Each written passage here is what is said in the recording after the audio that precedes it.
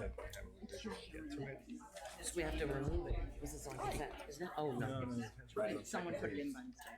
So I could simply say it then. Yeah, just say, Just say it when we get to the item. That's what Yeah. I just wanted to make sure we want. And if we have to pull this, no, this is fine. This, that's okay as is?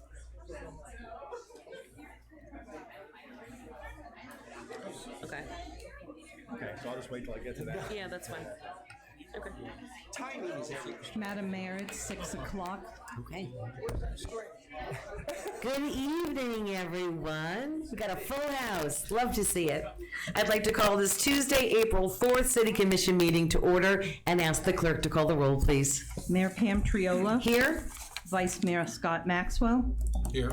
Commissioner Omari Hardy. Here. Commissioner Andy Amoroso. Here. Commissioner Herman Robinson. Here. Thank you. If everyone would please rise for an invocation led by Vice Mayor.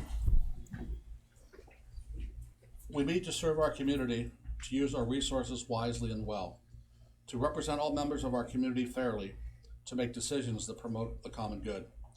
We recognize our responsibility to the past and to the future, and in the rights and the needs of both individuals and community. As trusted servants, we seek blessings on all our deliberations and all our efforts here this evening, that we act wisely and well. Thank you. Thank you. Commissioner Amoroso, would you lead us in the prayer? I pledge allegiance to the flag of the United States of America and to the republic for which it stands, one nation, under God, indivisible, with liberty and justice for all.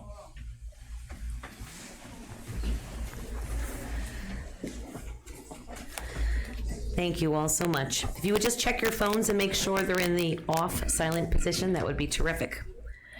We're on to agenda additions, deletions, reordering. Do we have any? Okay.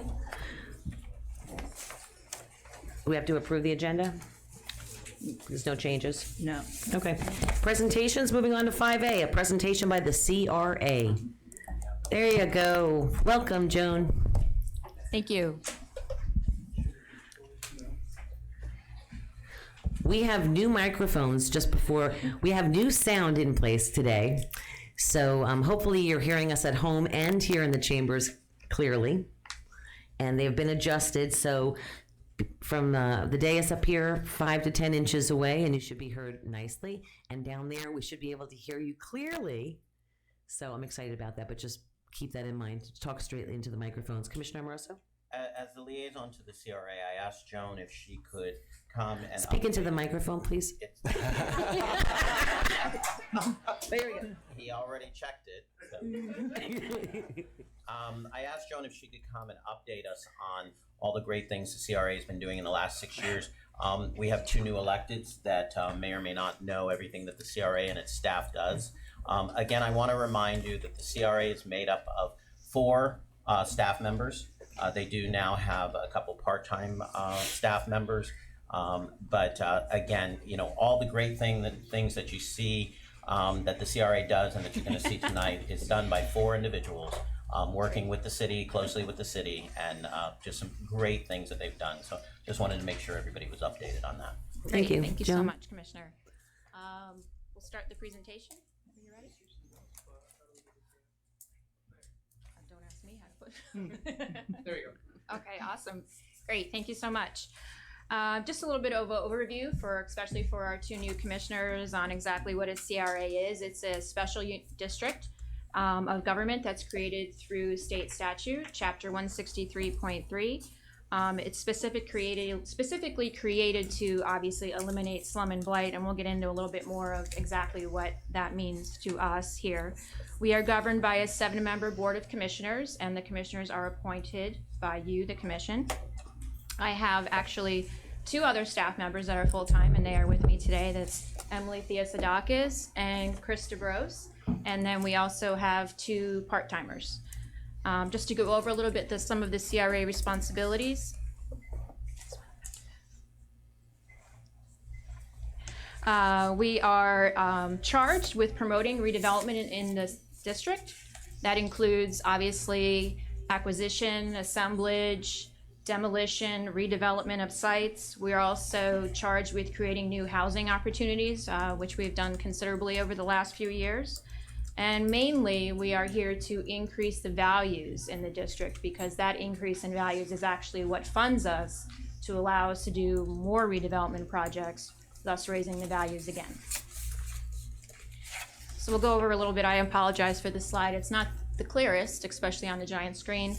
The boundaries were actually set in 1989, and then they were expanded in 2002 to include the gateways, which include 6th and 10th Avenues. And as you can see, somewhat, the boundaries go up and down Dixie Highway, and they also include a little bit of the neighborhoods, especially to the west here, which includes Royal Point Sienna and Tropical Ridge.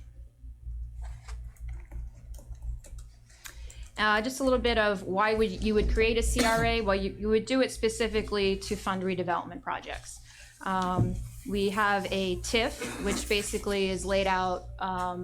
There is a base property value that was set back in 1989 and reestablished in 2002 that says these are the values at this time, and all values, property values, and the property taxes assessed to those go to the city and continue to go to the city.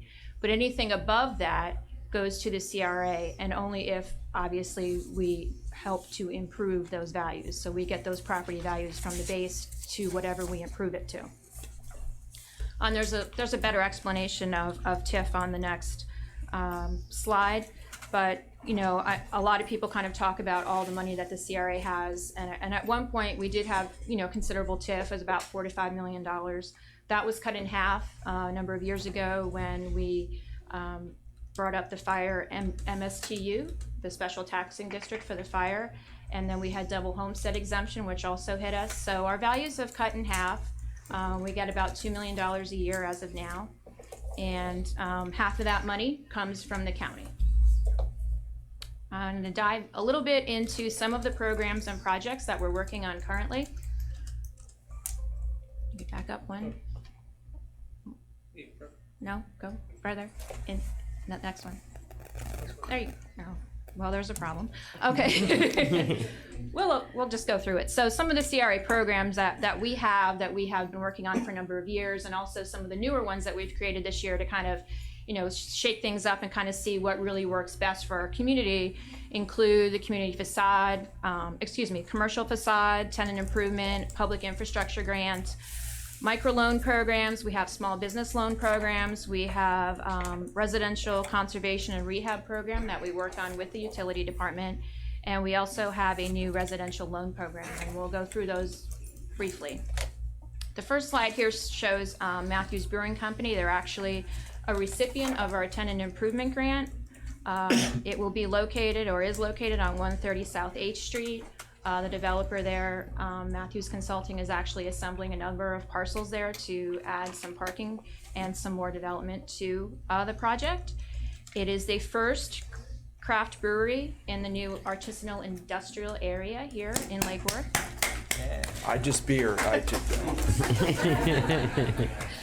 It is Point of order. It's just over 5,000 square feet in size, but it will create 10 full-time jobs here. And we're really excited to bring that forward. Next, we have a development that hopefully you have all been seeing slowly come about. If you've driven by the CVS on Dixie Highway, you'll see some fencing, and you also see some boards up. We're finally taking down the old Coin Laundry on the corner there. And replacing that will be an 8,800 square foot retail strip that will include some national retailers, and also specifically some restaurants. We expect construction, if all goes well, to begin in the summer, and that particular facility will create probably anywhere from about 25 to 35 jobs. I'm going to jump a little bit to retail strategies. Commissioner Amoroso brought us this group maybe about 2 years ago, and we've been working with them since. They're specifically tasked with trying to bring in retailers to Dixie Highway. So they're specifically tasked with retail, attraction, and of course expansion if we had some. We did a big Destination Lake Worth event last year that the mayor presented at, and also Commissioner Amoroso. About 200 in attendance. That has spurred a number of interested retailers for Dixie Highway. We're working probably on about 4 or 5 of those currently, and a lot of those, you know, unfortunately or fortunately, we need to do some assemblages for that because they're rather large properties. Retail Strategies also represents the city of Lake Worth at all national retail conventions, you know, promoting the city. So we get a number of calls, you know, sporadically over time about people being interested in Lake Worth. A lot of people see, obviously, the potential that we have in the area. And we're also very interested in that so we can provide more jobs for the people who live here. I'll jump a little bit now to a newer program that we created. This is a residential grant program. It actually came out of some conversations we had with representatives from Tropical Ridge and also Royal Poinciana. This particular one is a landscape challenge. As we all know, it's very difficult to keep a front lawn looking really nice in South Florida. However, it is our goal to try to, of course, increase values, and therefore we are going to target about 5 or 6 homes, hopefully within a small geographic area, so we really have some impact, and redo their landscaping using Florida-friendly, low-maintenance, drought-tolerant landscaping. And hopefully this is something that will catch on with other people, improving the street view that you have of houses in the area. We also have a loan program that we've just established, 0 interest, up to $5,000 for improvements to the facades of houses. So that could include anything from putting up a much nicer picket fence to putting up a nice new door, painting, maybe some porch improvements, really things that are seen from the street to really improve, again, the facade of homes in the area, therefore increasing the value of those.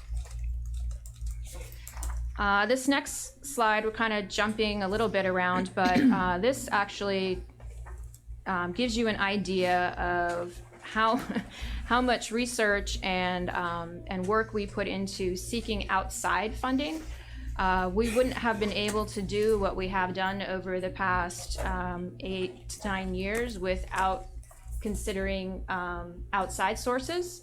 And to date, from 2008, when me and my staff arrived here, we have received over $32 million in grant funding.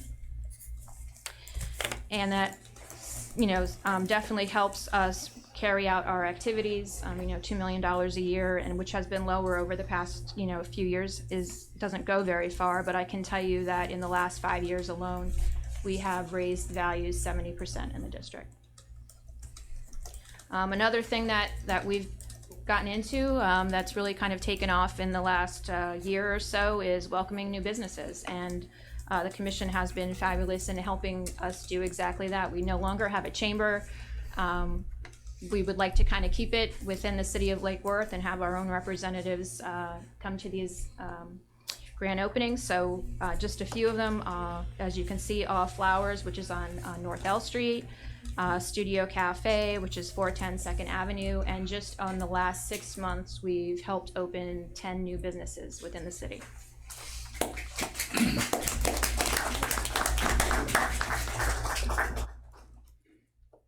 Now to some fun stuff. Wayfinding signage. I think we've all been here before, but we have finally settled on some new, exciting, hopefully attractive designs that everybody likes. We expect to work on construction drawings. We're actually working on those right now, and going back and doing some drawings. Definitely we have to bid this project out. It will be a large project that will be citywide, but it will begin within the CRA district. So hopefully in a few years we'll have new signage throughout the entire city. Talk a little bit about our Lake Worth Arts project. This is something that we started probably 7-8 years ago, really trying to again focus on art within the city and culture, and it kind of goes along with, you know, the city slogan, which is Lake Worth is where art is actually made. These are just a few examples of some of the projects that we've done and actually are continue to do. One is the one starting on the left-hand side is actually a window covering that we've used on a number of local businesses in the downtown specifically, talking about Lula Lake Worth Arts and giving the website and introducing some of the local artists to people who might be walking by. The one in the middle is actually some banners. They're currently down at the moment. They will be back up with some new ones. Those go up on Dixie Highway. And those also kind of welcome people to the city. They're really bright, they're really colorful, and I think they really do a lot to beautify the area. And then to the left, no, right, you're right. Your other And it's my right too. Those are wraps that we have on some of the utility boxes around town. You've probably seen some of the ones that we have one near Compass. We have one near Cultural Plaza. We're starting to do some up and down Dixie Highway. They're very colorful. They've been very, very well accepted. So we're really happy about that. And those we do when really we receive some either grant money or we do some fundraising. So the next slide talks a little bit in a lot of wording about the improvements over at the Lake Worth Arts Center. So just to give you a brief overview, back in 2015, we partnered with the city and we did a cultural affairs grant from the state, and we changed the entire inside of the Lake Worth Arts Building, formerly known as the Shuffleboard Court Building. We put in new LED lights and removed the drop ceiling. If you could go to the next one so you can look at the pretty pictures. Redid all the ductwork, new HVAC, new drywall, movable walls. And then last year we received another grant from the Solid Waste Authority. We did exterior improvements, security lighting. Hopefully you've driven by there at night and seen it all lit up. It looks absolutely beautiful. Seating on the outside, drainage, new fencing that's orange, you can't miss it. Landscaping, a whole paved area out there. So in this one you'll see some of the interior improvements when we've had some shows over there. And you'll also see just a listing of some of the shows that we've done with people from the Arts Lofts and also Arts United and some other folks. And this one actually shows the work that we did on the outside paving area, the lights that are now up on the shuffleboard courts or formal shuffleboard courts. And then you also see on the right, Dia de los Muertos, I hope I'm saying that correctly. We had a really great event that really, I think, spanned both sides of our community this past year, celebrating a South and Central American tradition. We had a fantastic turnout, and we're already planning this year's event. So look forward to that.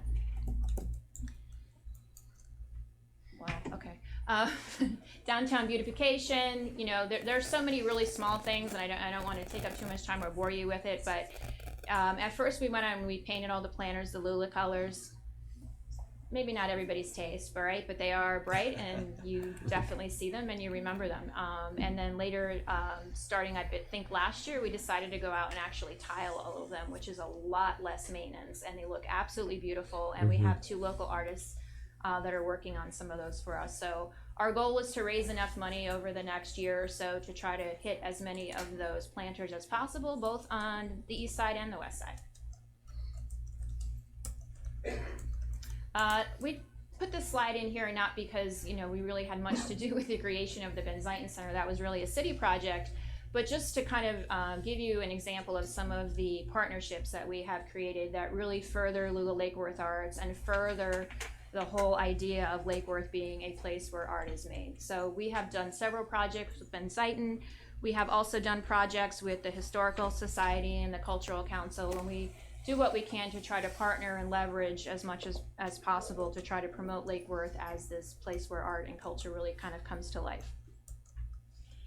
This is an exhibit that's actually open right now over at the Arts Center. We encourage you to go if at all possible. We had our grand opening Saturday night. We have a local artist, Yuri, from the Arts Lofts, who's doing his work, presenting his work over there, and it is absolutely phenomenal. We have the actually closing reception this Thursday. We'd appreciate it, greatly if any of you could come and kind of see not only Yuri's work, but also the interior work that we've done and the outside, which actually isn't quite finished yet. Now I'm going to bore you a little bit with some NSP2. I know some of you are tired of hearing about NSP2, but it is still around. So it was a grant received back in 2010 by the CRA, the city, and 19 partners. We received $23.2 million. We bought over 104 properties and produced over 166 new units. That includes the arts lofts, that includes for sale units, that includes some rental units like La Jolla. We also have some land banked properties. We put, I believe, the majority of those back, with the exception of a few lots, back on the tax rolls, and some had not been on there for a considerable amount of time, which brought both the CRA and the city a considerable amount of revenues.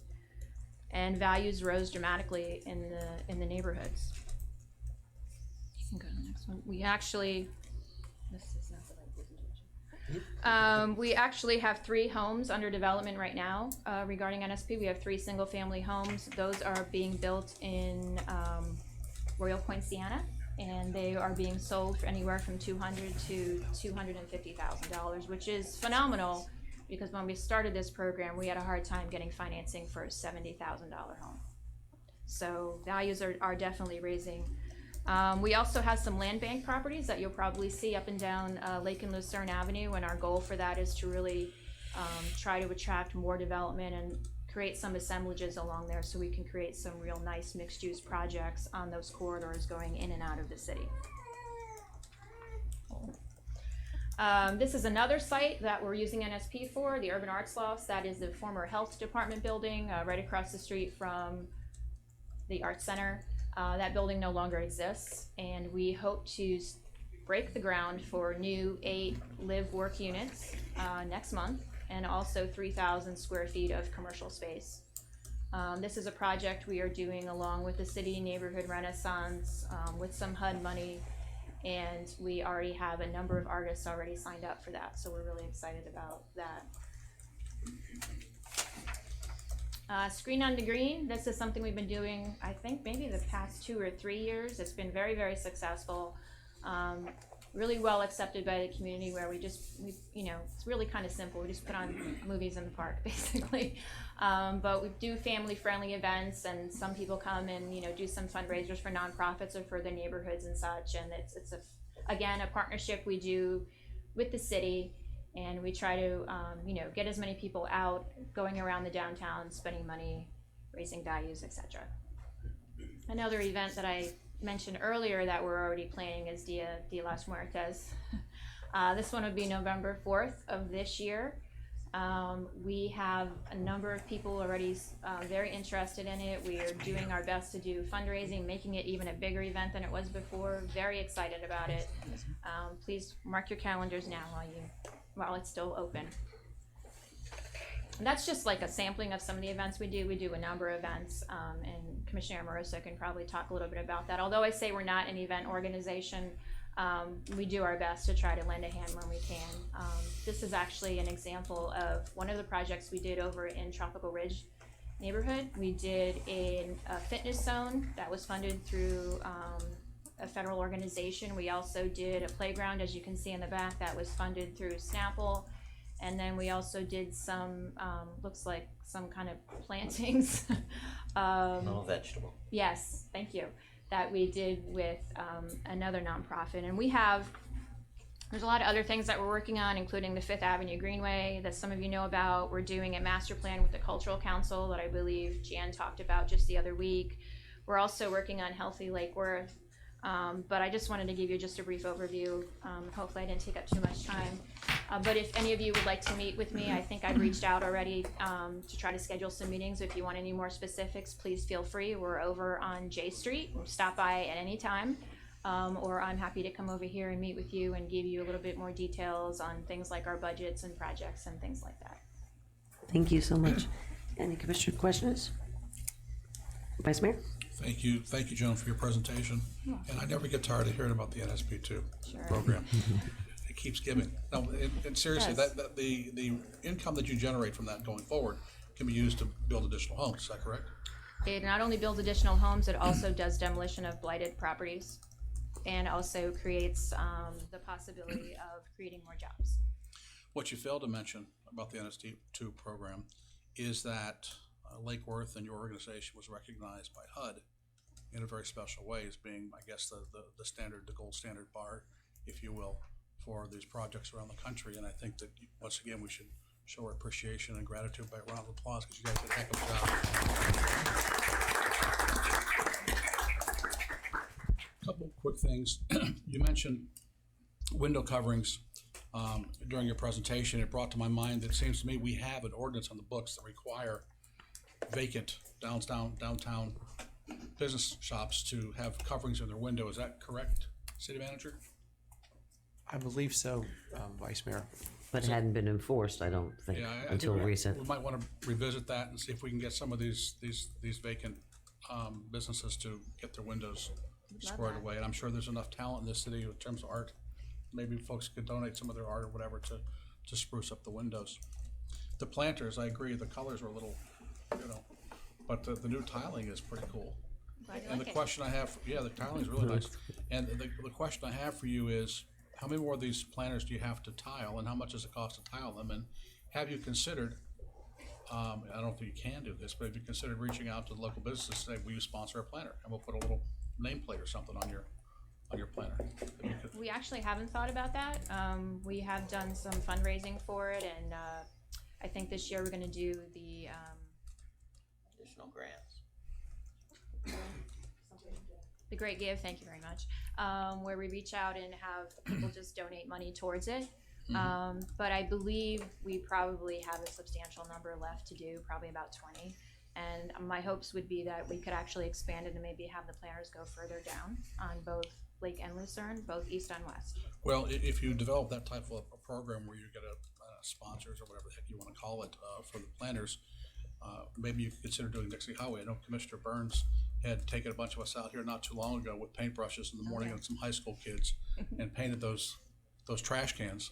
And I'm wondering if maybe the same type of tiling effect could not be applied to the trash cans on Dixie Highway. That would be really, really cool.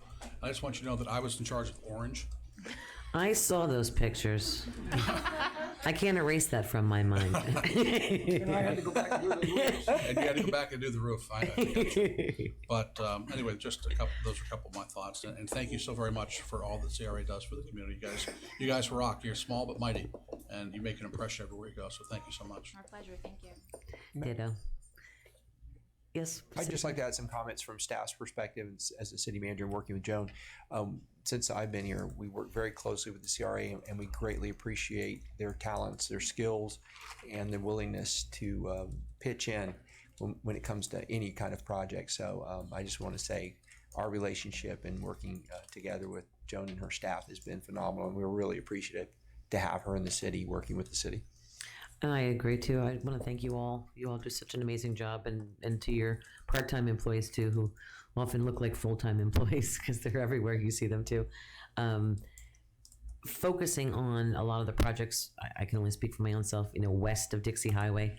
I know this commission. Many of us have sat here saying west of Dixie wasn't feeling the love for a really long period of time, and we watched as Christmas lights went up for the first time on the west side of the tracks, and we watched as the projects and improvement projects as the NSP2 homes popped up, and we watched people get pride of ownership when those new homes came in. All of a sudden, you started seeing lawns go in and flower pots go on, and mailboxes get painted, and people taking pride in their homes. It's often hard. I use this analogy a lot, like when you have a child and you see that child every day, and you don't notice how big they've gotten until a relative comes in from out of town and says, wow, look how old your baby got, And then we're sort of like that ourselves. We see it every day, and it's not until sometimes our part-time residents come back and say, whoa, what did you do? Or what did you, seeing the streets go in and all the road projects happen, and all those CDBG funds in there, and the lighting projects and the this and that. It really has been a lot in the last few months, and we certainly have a long way to go, but I just want to thank you for making that project on the western side of our city, making some of those projects, put them at the forefront for the community, because they waited a long time. Thank you. Commissioner Moroso?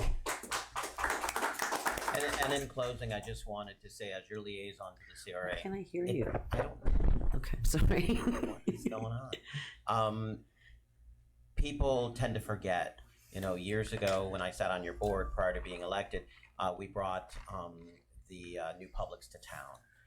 We brought the Cultural Council to town. So there's been a lot of other things that you and your board has done. And today I just want to thank your board too. You've got a great board of volunteers. And I remind people that how your small group of 4 people may get paid, but the board of volunteers do not. And they go above and beyond. And again, you do some great things in the city. And personally working with you has been a pleasure. Thank you. Thank you. Thank you. Same here. All right, you went way over your time limit, Missy, but we hadn't heard from you in a while. Sorry. Moving on to item 5B. Thank you all very much. Whispering Palms Neighborhood Association update.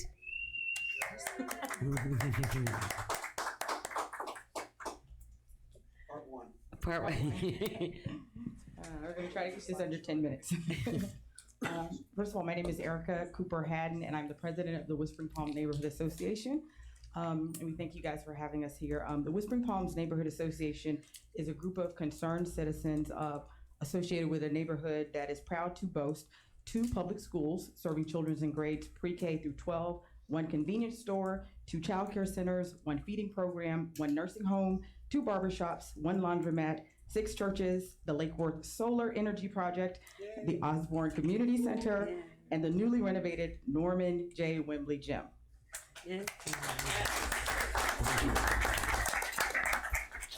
This is our 2nd year as an organized neighborhood association. However, we are definitely supported by the shoulders of those who came before us.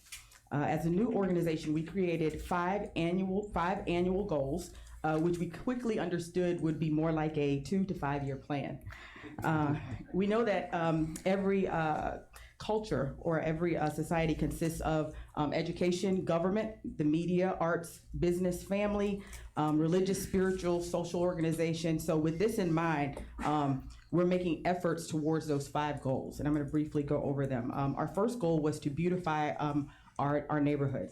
As such, we're working with South Intensive Transition School, where Reginald Judy is the principal, and I don't see him here today, but we're doing a community garden. We're in phase 1. Phase 1 was provided through private donations, sweat equity, and a lot of volunteers.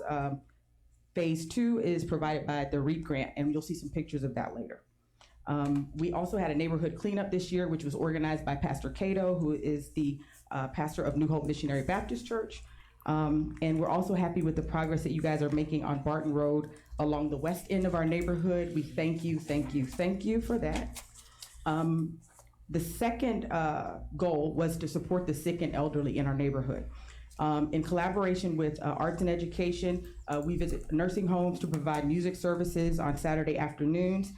Some of our members have logged in hours at the feeding program called Arms of Hope, where Patrick Livingston is the president of that organization. He makes effort to provide food to the elderly and all that want or need food. Our third goal was youth outreach.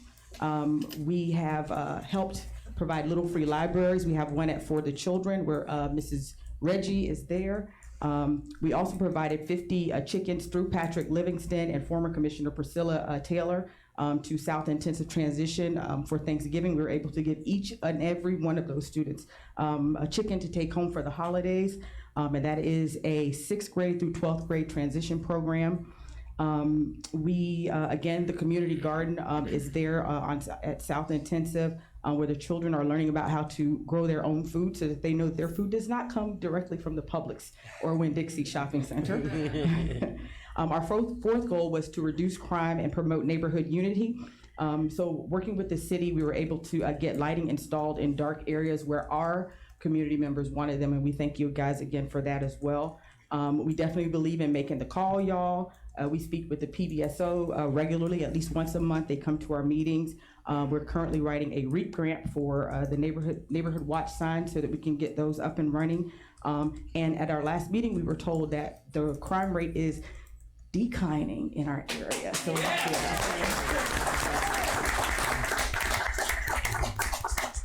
about And our last goal is to revitalize, change, and or upgrade a dilapidated wall that is in the middle of our neighborhood. So we're currently doing some research. We know that the council has already done some things in the past, and we're having a lot of discussions. We're in the process of submitting a REAP grant for that as well, and we hope that the city would support the residents on this effort. Just, as a once thought of in the past forgotten area of the city, we strive to work with our council to turn our brokenness, neglect, poverty, disheartened citizens, and crime rate into the very reason that we become the area where people are proud to live and raise their families. And we certainly thank this council for your effort, and we look forward to working with you. And having said that, Sam is going to show you some pictures. Thank you, Erica. One of the things I have to say first is thank you, especially to Commissioner Maxwell, Madam Mayor, our city manager, and the many staff people who, when we asked, came to our meetings and helped our citizens to learn about exactly who did what. And so when they had a problem, they could go. It's a big question is always, who do you ask? Who do I go to? But the road to the creation of our neighborhood association was paved by the many others in this city. And we thank you and we thank them for giving us that. Can we have the little slideshow? You can start it either with the pictures or the, anyway, the Learning Garden is at the South Intensive Transition School, which when I was growing up was actually a church, but now it's a school. And that is the place where we are using the REAP grant to add to the gardens that were already built with the sweat equity. This is the location where the first garden put in with sweat equity was. We could advance that, and it's a raised bed, which is the easiest thing to do when you're doing a garden. If you're doing one at home, floor is built on not good soil unless you're in the muck, and the muck is, well, that's where the cane fields are. So here's they are putting in the bags of soil. Just keep advancing, and I will. This was last year's Earth Day was when they started it, and they bricked an area and put in a patio so that the kids could enjoy the outside life in Florida, because we're not here for the air conditioning. Is anybody here for the air conditioning? No, good, because it's going to be very hot very soon. I know. And we're going to add to, again, this is the pre-REAP grant area, but we're going to also do bricked in areas and areas where kids can assemble during their breaks, and that's a big blank area. Can we go to the pictures? Start wherever you want. The one of the nice things about having a neighborhood association in an area that was ripe for it is when you bring out a project, people emerge and say, "Oh, I was waiting for that to happen," and oh, it went right past my cat. My cat is my totem and my inspiration. So there we go. There we go. Look at that face. She's such a good listener. This is one of our first meetings, and we knew we had, some of us had experience in other organizations, and we knew you have to bring your own flag because you cannot rely on many of these rooms to have them. This is Mary Lindsay holding up the check that we got at our first REAP that we went to for the community gardens. And one of the things we learned, again, in this city, you just have to follow the trail that others have blazed for you. We're spending that as fast as we can. And the next one will be, that's a fake check. That's not the real check. That's, again, my cat. She gets involved. She's a really supportive and an active member of the community. That's the Little Free Library that she was on. And that's the one that's on the corner of Barton and 12th that I cannot keep filled. That's mine. I cannot keep it filled. Every 2 days, it is emptied, and the kids' books are going out, and it is, we're going to be putting a second one in. Now that Barton has finally been paved, we can, we're going to wait for them to put the turf in on the swale. But we're going to have one right in front of the South Transition School, and I expect that will be that will cover both sides of the roads going to and from Barton Elementary, allowing us to put those little free libraries right where they're best suited. This is the dumpster that we filled at our first community garbage pickup. And that was sponsored by, Erica, what is the name of the church? Which one was it? The New Hope Baptist Church. We kind of, Pastor Cato, we rode on the backs of that organization's beginning. We brought in our people. Please continue. You will see several pictures here of everybody. Donald Wilson, a retired teacher from our community that we celebrated with a dinner out at that's not the best picture, but the Howard Park area. This does show that we share the interests of other parts of the community. We have the same bathroom problems that other neighborhoods have. We don't need to go into those, but we share those interests, and when we find solutions to them, we will be there to help support them. This is our neighborhood cleanup. We had, of course, the support of the sheriffs and the Solid Waste Authority, and we picked up a lot of stuff, and a lot of people, I don't think I have the poundage. Yeah, there was a lot of stuff, and a lot of bulk stuff too. One of the, I hear a buzzer going off. Is that a buzzer for us? Yeah. Get the hook. No, I'm just kidding. Well, again, No, you take your time, Sam. Shh. okay, so I can slow down. I'll slow down and say that when we have community events like that and people have learned who to ask the questions of, what we find is success in a community that was waiting for it. So, thank you all. Thank you, Sam. And thank you, Erica, too. Thank you for all you've done. Really, we're so proud to be a part of it, too. Commissioner Hardy? Yeah. Is anyone here familiar with Ronnie Coleman? Ronnie Coleman was a former bodybuilder, I think, back in the early 90s, late 80s. And he had a saying, everyone wants to be buff, but no one wants to lift these heavy weights. And I'm seeing a lot of the same people in those pictures, and that's a good thing because there are so many dedicated people in Whispering Palms who have been doing the heavy lifting in that community. And I want to say thanks to you, Erica. I want to say thanks to you, Sam. And I want to say thanks to all the people who I know have contributed a great deal of sweat equity to the betterment of that community. That's pretty much it. Thank you. Yeah. Thank you very much, guys. All right. Item 5C, presentation to the Che Sun family by the Genesis Neighborhood Association. And I recognize that little face. Welcome, welcome, welcome. Step right up. You would just introduce yourself. Good evening, Commissioners, Mayor. My name is Mark Perilla. Almost forgot. That's how excited I am. Sorry. Wait, deep breath first. Deep breath. Your name is. It is just with immeasurable joy that I stand here before you guys today with this opportunity. And two of the main reasons I'm so excited is one, because I get to again be a part of an effort that can honor my mother and grandmother's teachings and legacy. And second, not because it's less important, but because I can't say them both at the same time, to be able to showcase what our city is really about. This is what Lake Worth is about.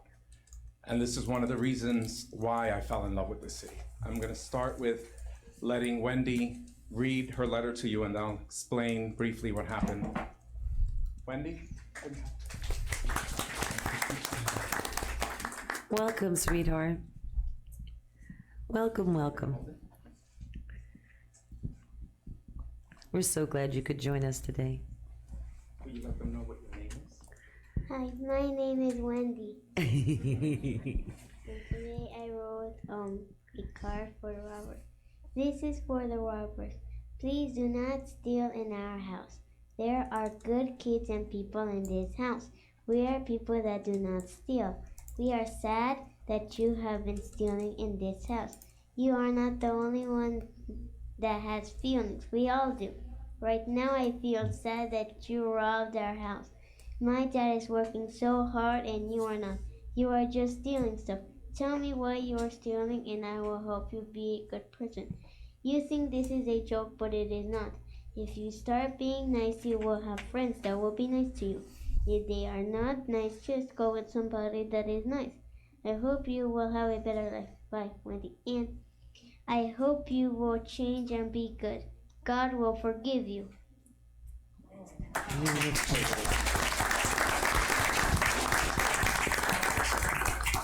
Can I have the rest of the family please come up? Roger? Mayor, commissioners,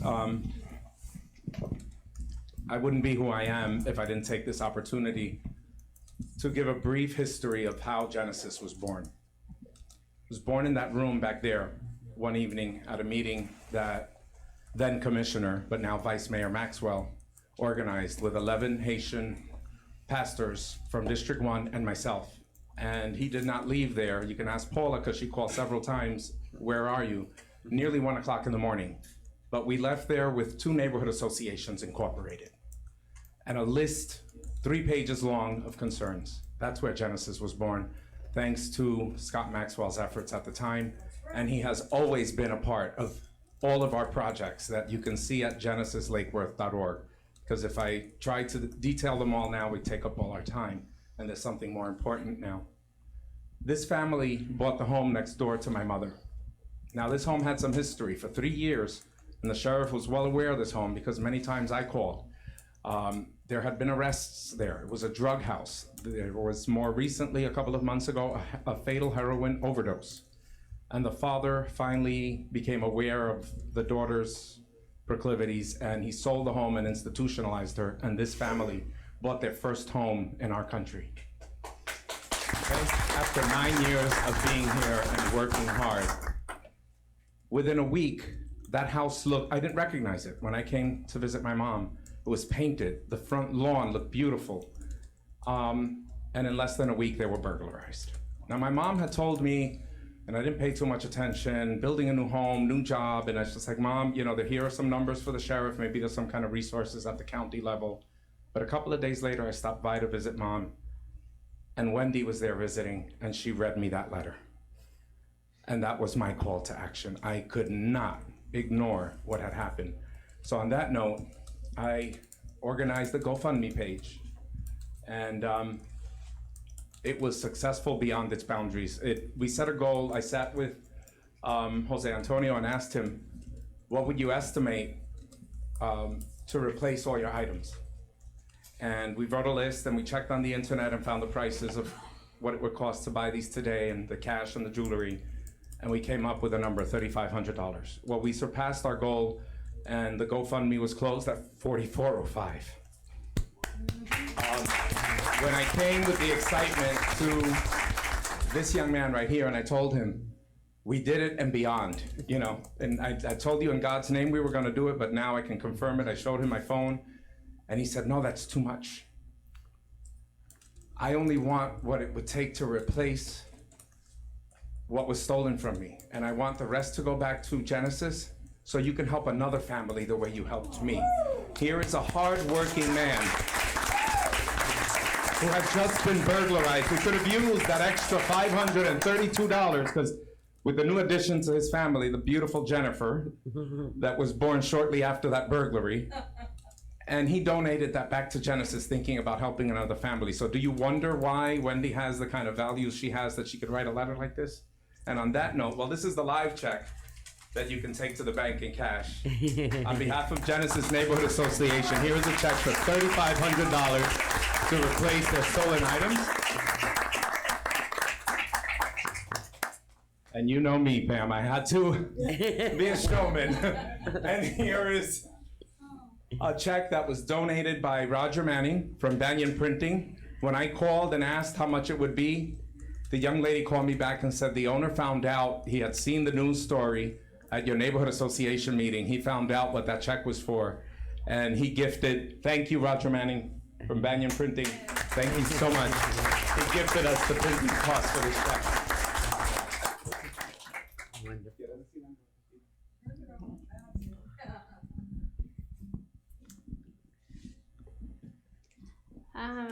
I just want to say thank to all, to all the people who donated to my family, and thanks.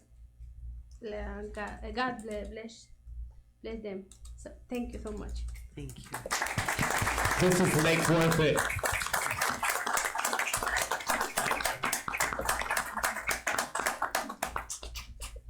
I'm sorry, you don't get out of here without a hug. No. You gotta hug the mayor. Oh.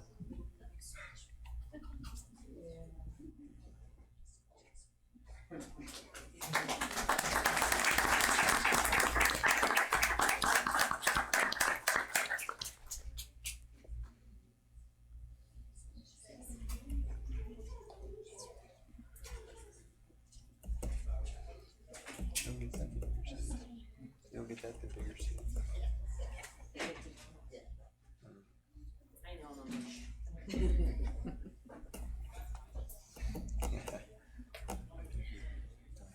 That's amazing.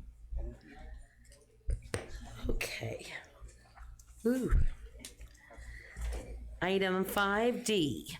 Proclamation declaring April 2017 as Water Conservation Month. Yeah.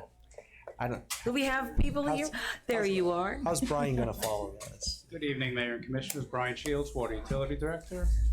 Thank you again for the proclamation you're about to present. April is historically our driest month, and we really appreciate the actions and the habits of our customers to keep water consumption at probably an all-time low. And we really appreciate that and the support of the Commission.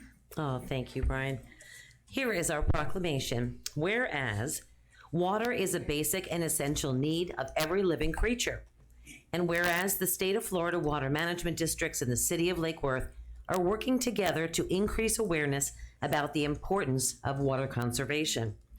And whereas April, typically a dry month when water demands are the highest, is annually designated as Water Conservation Month to educate citizens about how they can help save Florida's precious water resources.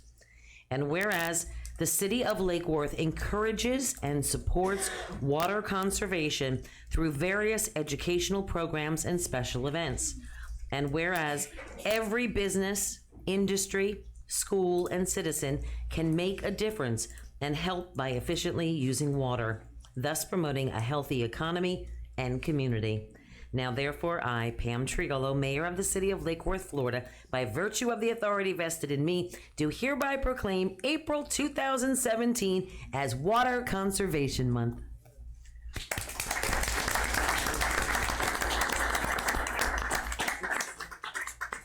Sorry.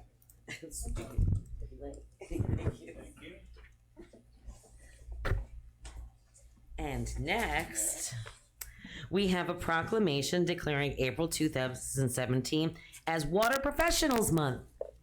Thank you. On that note, I do have a number of water professionals here Bring attending the 'em. meeting this evening, and they'd like to come up and Please come on accept down. the proclamation and get a photo taken. I would love it.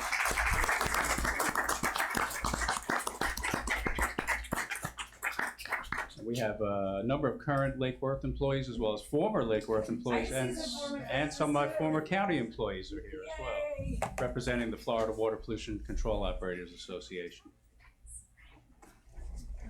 Come down and read this.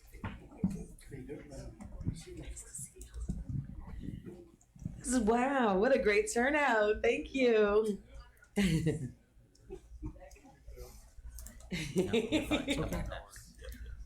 It's old school week, right? Whereas the Florida Water and Pollution Control Operators Association, organized in 1941, is a nonprofit trade organization that promotes the sustainability of Florida's water utility industry through workforce development to protect the health of Florida's citizens and to preserve the state's water resources. And whereas this organization offers water and wastewater treatment plant operator and water distribution system operator training courses required for the state of Florida's operator licenses, 8 voluntary certification programs, and continuing education programs for operator license renewal.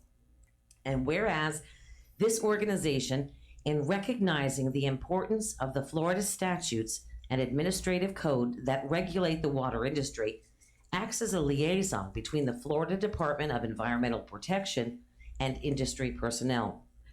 And whereas each year, the Florida Water and Pollution Control Operators Association recognizes all of those who have played a significant part in operating and maintaining drinking water, wastewater, and stormwater systems in Florida by celebrating Florida Water Professionals Month, which applauds their constant efforts to protect our health and environment.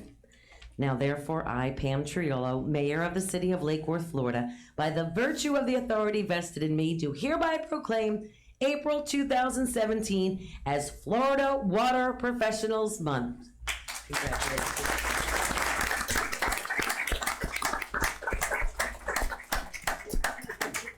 Sure. Please do.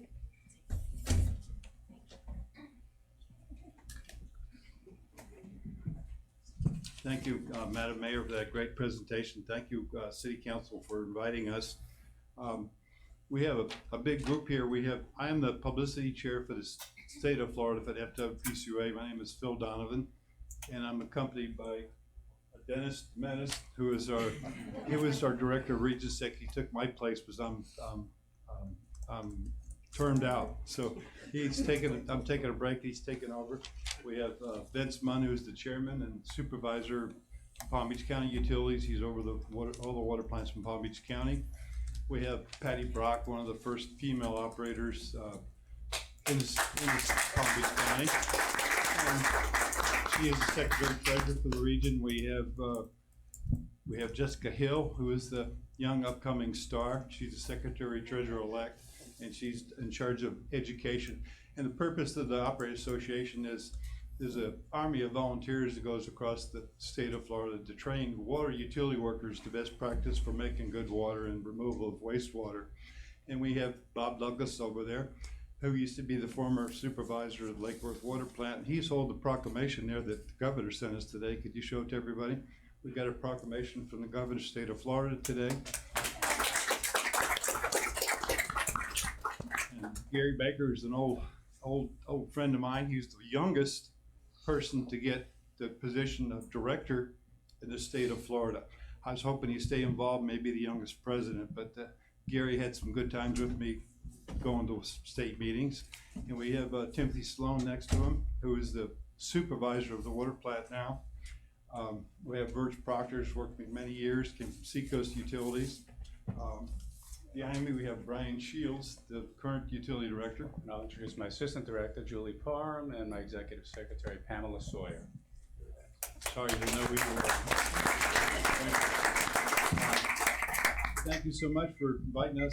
It's a highlight of our life when we get to talk about water professionals. And just a quick memory of Lake Worth. Joseph P. Wolf built the lime softening plant in 1958. He's one of the founding fathers of the Operator Association. He fought Tallahassee for mandatory certification for water and wastewater plant operators, and he did a wonderful job doing that. And he was in charge of the water plant for many years. Originally, when the lime softening plant opened up, we were taking water from Lake Osborne. Then the water quality went down. We started doing the deeper wells, and as you know, a few years ago, we moved to reverse osmosis. But the professionals here in Lake Worth, I think they do a great job all over Palm Beach County, and I'm just proud to be part of that group for 30 years here in Lake Worth. And I want you to know that when you turn that tap on, you got the best damn quality water you can expect from anywhere in the state. I always brag about Lake Worth. Thank you for your time.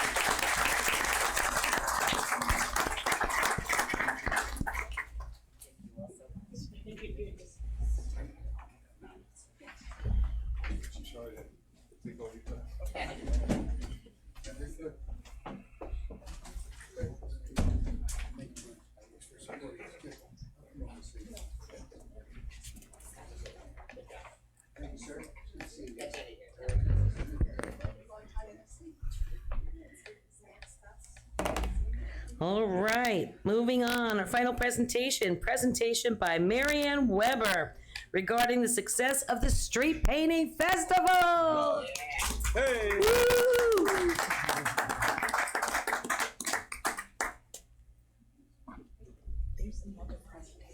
Sorry, I wooed. I don't know if that was mayoral or not. A woohoo girl. Good evening, Mayor and Commissioners.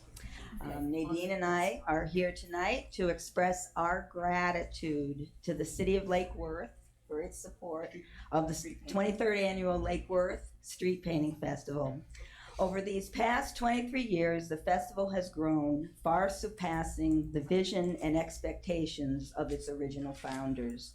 And the 2017 festival was, in my humble opinion, the very best yet, with sunny skies, yay, over 600 artists on the pavement, 250 volunteers, 130 fabulous sponsors, and the tens of thousands of visitors who came to enjoy Lake Worth.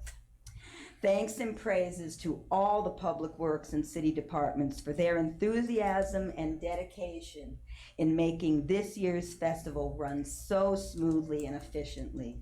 The City of Lake Worth and the Street Painting Festival work together like a well-oiled machine. Yay. And the city staff and employees took pride in the festival, and it showed. PBSO and Palm Beach Fire Rescue, thank you. With the thousands of visitors to our downtown area over the festival weekend, their presence was not only needed, it was greatly appreciated. To the CRA and Lula, thank you for your avid support of the arts in Lake Worth. And to our fantastic Lake Worth neighborhood associations and residents, thank you for your continued commitment and enthusiasm to volunteer. A big thank you goes out to all the volunteers who gave of their time, talents, and energy. It is appreciated beyond measure.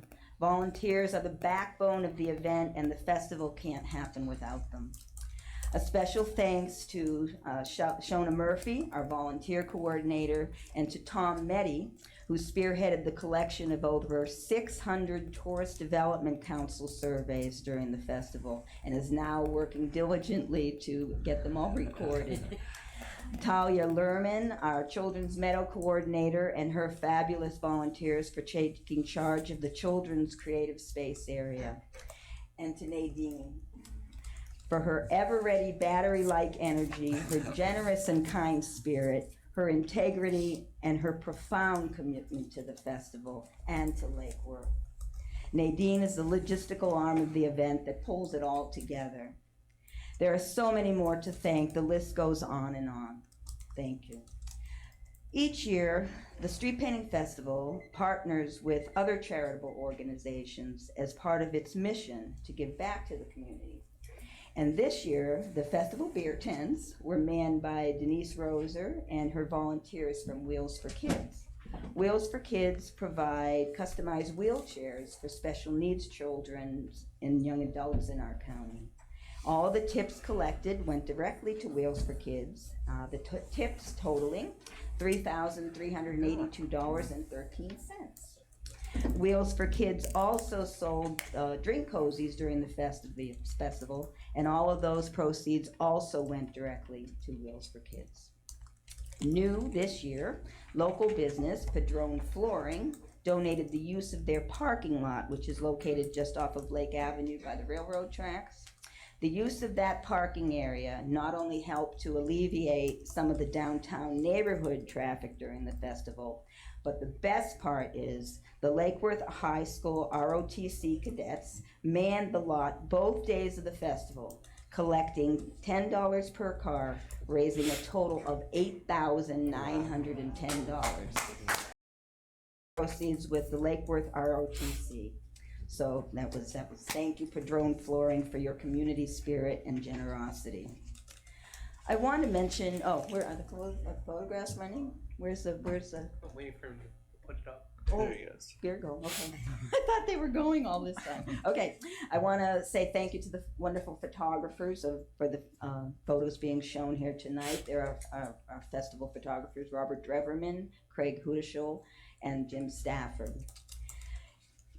Every year since the inception of the Street Painting Festival, it has awarded the Street Painting Festival scholarships, which are available to graduating Palm Beach County High School students. This year, we're proud to be contributing scholarships to Lake Worth High School Dollars for Scholars in the amount of $3,000. the Dreyfus School of the Arts Foundation in the amount of $1,000, and the Lake Worth Leisure Services Scholarship Program in the amount of $1,500. Should I get that to you? Sure.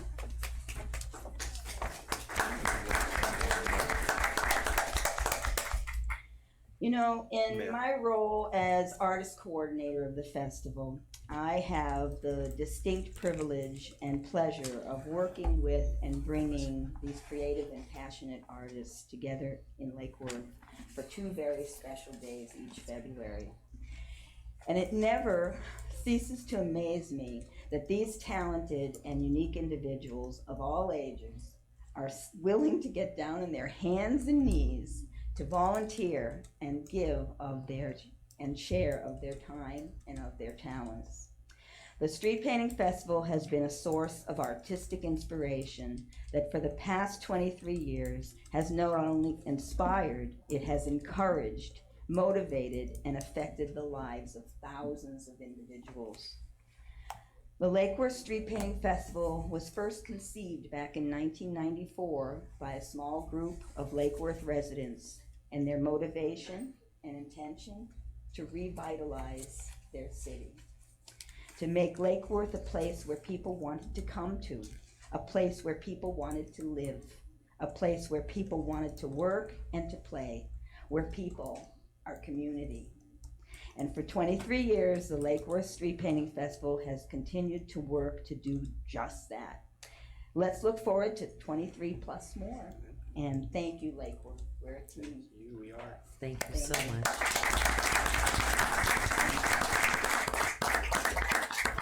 Thank you. What a beautiful event. Thank you so much for all your years.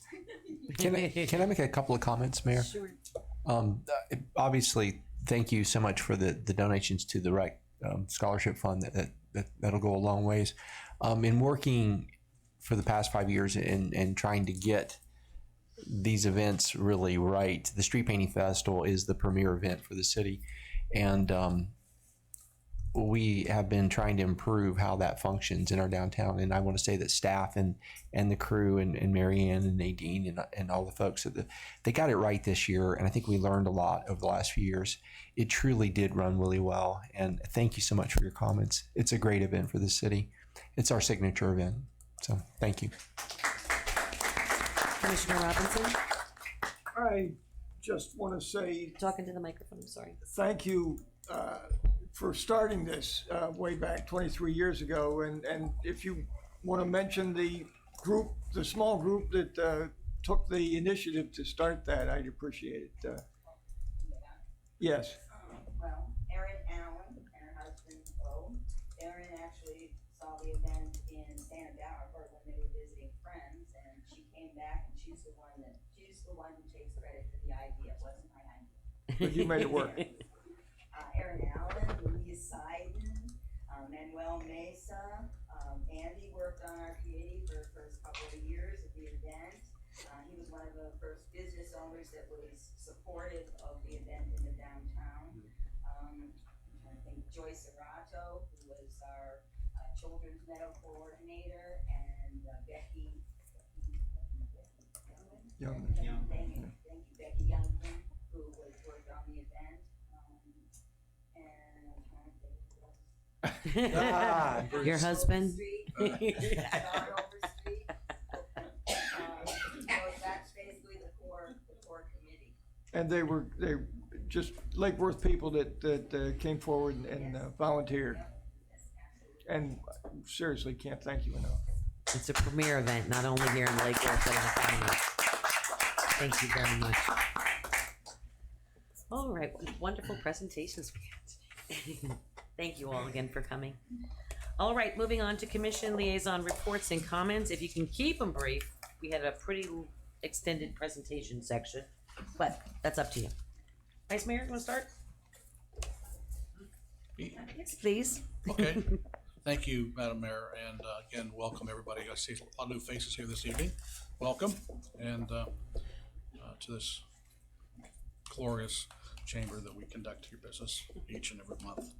A couple things, and this is for the city manager. You know, in my travels through the neighborhood, association meetings, I pick up on little things that are being discussed. Some things have been shared with the administration, other things maybe that are just now coming to the front. But in the last couple of meetings, there's a couple things I wanted to throw out there for city staff and get some follow-up on. One has to do with the new transition of the LED lights throughout the city.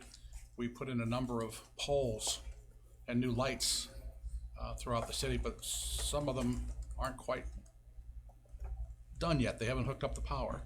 And my question is, how far away are we on getting that power to those streets? I mean, it's great that they're there, but they've been there for a while, and I'm just wondering what the time frame would be to actually power those bad boys up.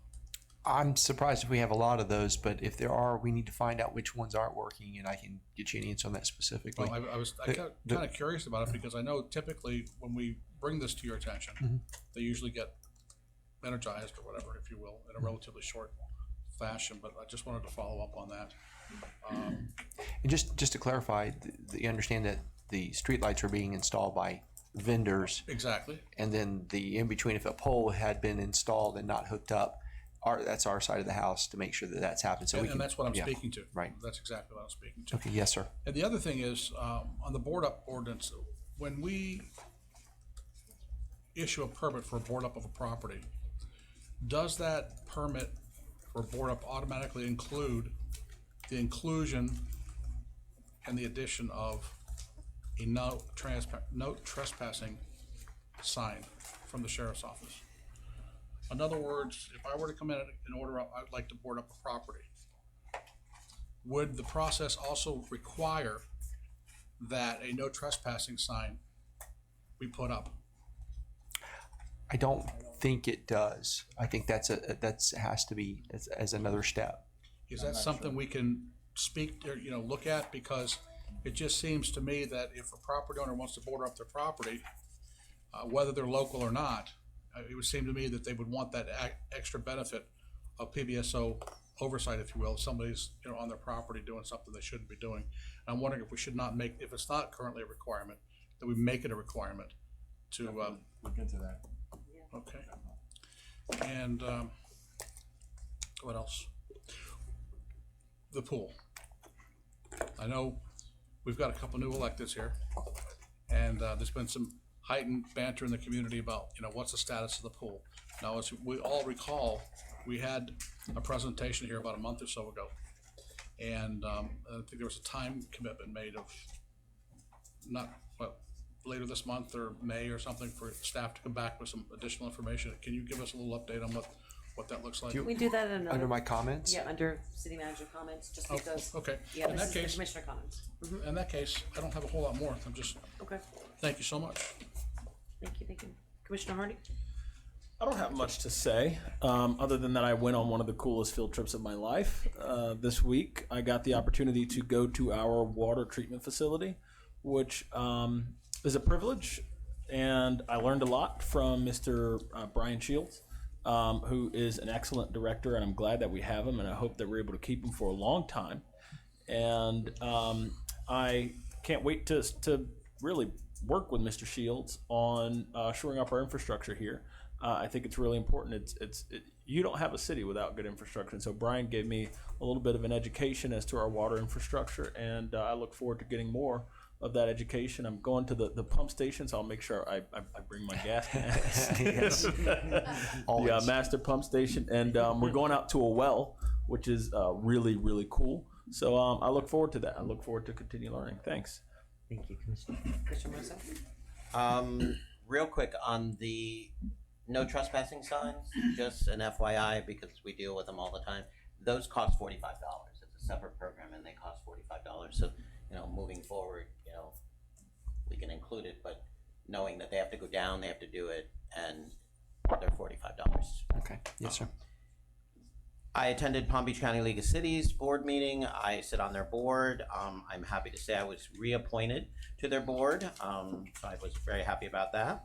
I sit on the Sober Home Task Force. I attended that this past week, and also the Heroin Task Force. So a lot of good things moving forward. A lot of stuff going on in Tallahassee right now, trying to write legislation.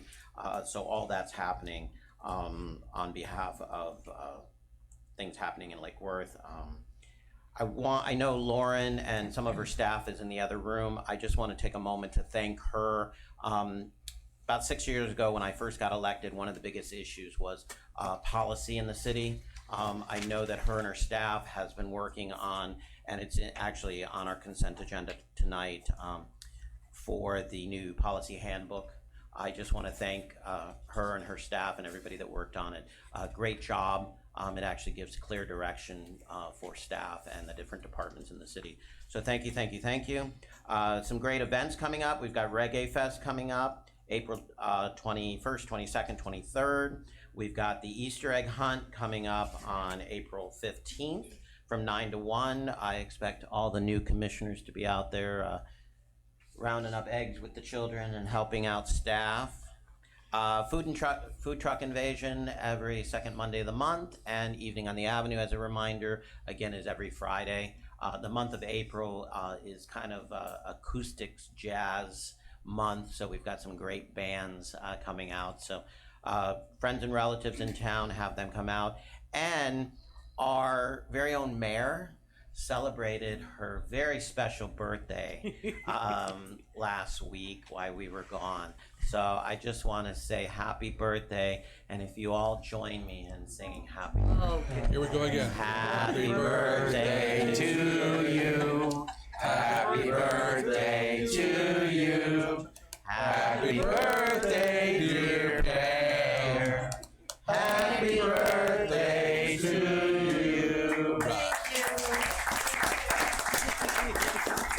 That's all I have. She's 39. Get away with it. You're not getting away. Commissioner Robinson. I had a real good week of being a more closer part of Lake Worth. The Historic Society did their Art Deco walk. We had the Pride Fest and realized how important Compass is to our community. Went to NAPC meeting, and it was well attended, and shows the interest and the volunteerism of the presidents attending and taking a real serious interest in bettering their communities and their neighborhoods. I went to the finance board and heard their interest in planning better input to Lake Worth. Went to Downtown Jewel Neighborhood Association and realized that they have a pretty good time, and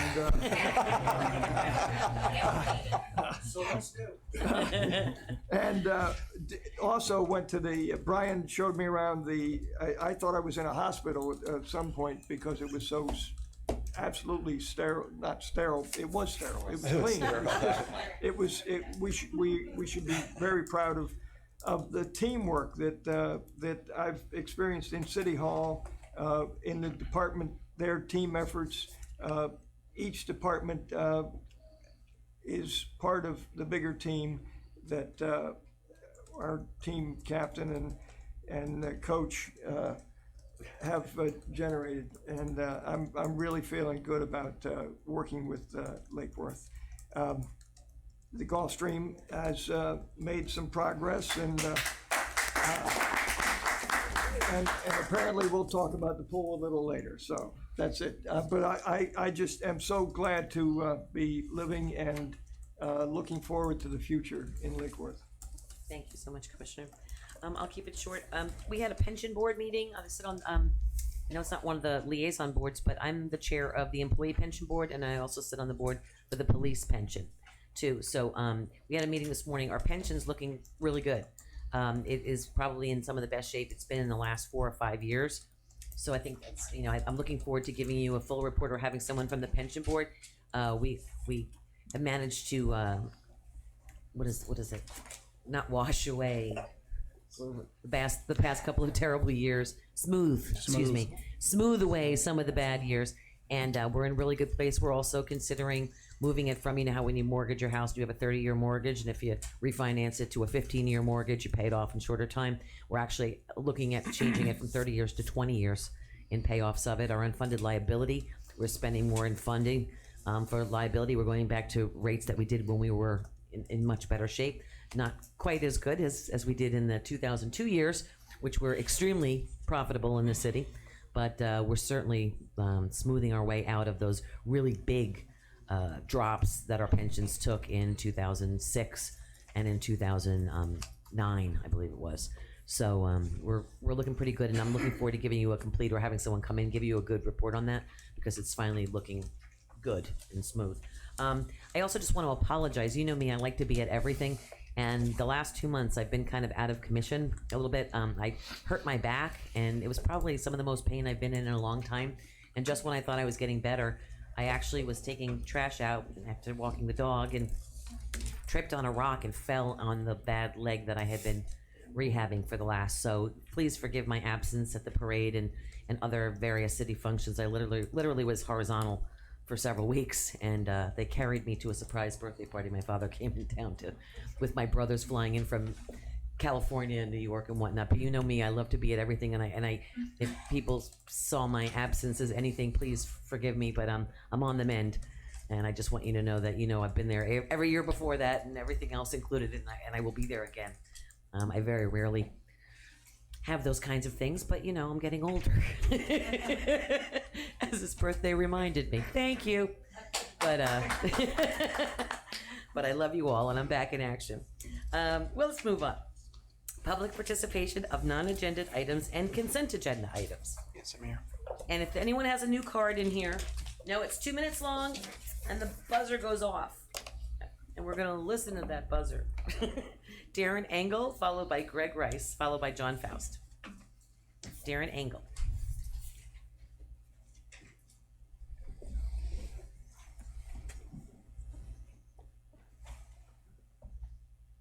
Good evening, Mayor and Commissioners. For the record, my name is Darren Engel, 328 Ocean Breeze.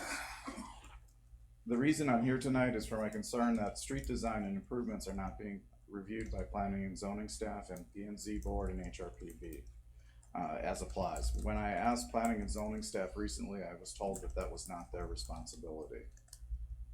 Per the city's LDR section 23.2-8 small b, planning and zoning board powers and duties, and I've abbreviated all the stuff out of here that does not matter, but the quote, its advisory duties shall be to suggest plans with reference to transportation, streets, alleys, sidewalks, highways, waterfronts, seawalls, and wharfs. Didn't know we had one. Public buildings, parks, and playgrounds. It is important for the appropriate board, P&Z or HRPB, to review and advise the City Commission on all revisions to transportation, streets, and sidewalks to prevent errors and omissions, provide citizens' needs, as well as provide for the visioning of the city's future needs. It is customary that city planning staff and boards review all street designs. I learned this through my education, participated in my professional experience, and have it recently confirmed by asking some professional planners in Palm Beach County. New street designs should not eliminate sidewalks, needed on-street parking, and access. New street designs should look forward to the city's future needs and consider new planning theories, which include more walkability, shade trees for vehicle, biker, and pedestrian comfort, and are not just for cars, but also for children, elderly, bikers, and pedestrians. Street design should also consider alternative forms of transportation, not just the status quo automobile. We need to consider all ages of our population, especially children. Children need sidewalks so they can play, walk, ride their scooters, skateboard, bike, hopscotch, etc., safely on the sidewalk and not in the street.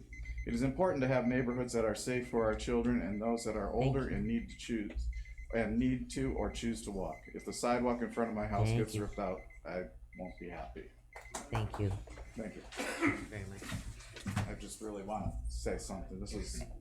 we're past it. Okay. I'm sorry. Thank you. Greg Rice. You don't have to. Greg Rice. It's here? He's here. Coming up. Yes, I am here. Good evening, Mayor, Commissioners. Greg Rice, the Lucerne. You know, a lot of great information has been kind of passed around tonight, and I think we're patting each other on the back like we should for all the good work that's happened in the city. I've been going to these meetings for years, 10, 12, whatever years, sitting here on the front row most of that time. And I have to tell you that back then, when I was going, some of the things that were being said up here on the dais by members of the elected and what have you, when we didn't have the same competent legal advice that we have today, it scared the heck out of me. But it was with great pleasure that I read about the dismissal of the case against the city and the Lucerne, and the Gulfstream, and I just want to say we should give an attaboy to Glenn and his staff. Caroline obviously represented the city's interests well in the last case before the appellate court or what have you in West Palm, and I have worked with her on the Planning and Zoning Board. We have got some great legal advice now, and they're not afraid to speak up when need to. And keeping all of us out of trouble and limiting our exposure and our liability and all. So I just want to thank them publicly for that. And thank all of you guys. Welcome the new members of the board. Sam's probably left, but I am here for the air conditioning. I don't know about you guys. But that old misnomer that heat rises, the biggest license, one size fits all. Believe me, in the summertime, it's a lot hotter down where I live than it is up there with you guys. So anyhow, thank you very much. And thank you, Glenn. And your whole staff. Thank you. John Faust?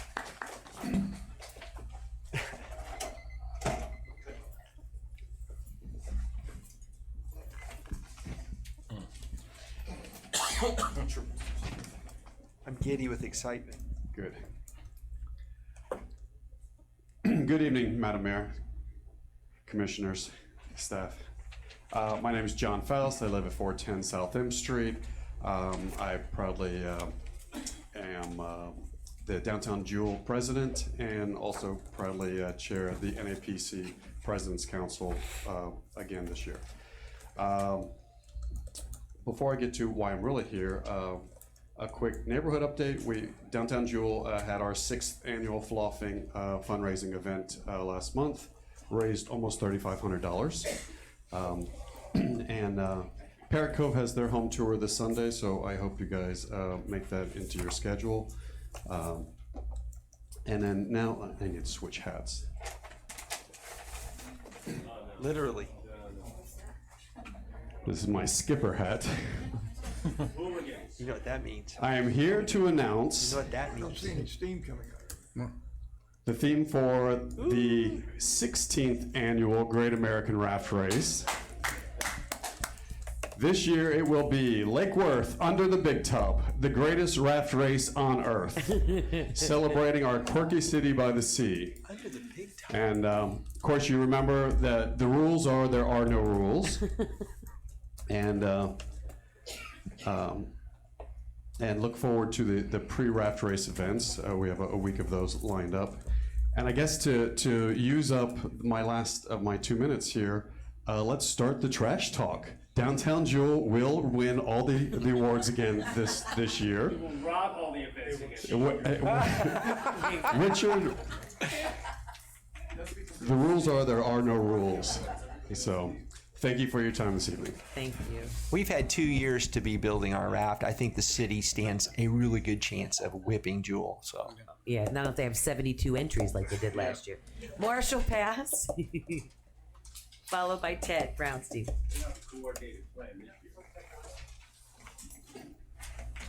Hi. Hello. Is this on?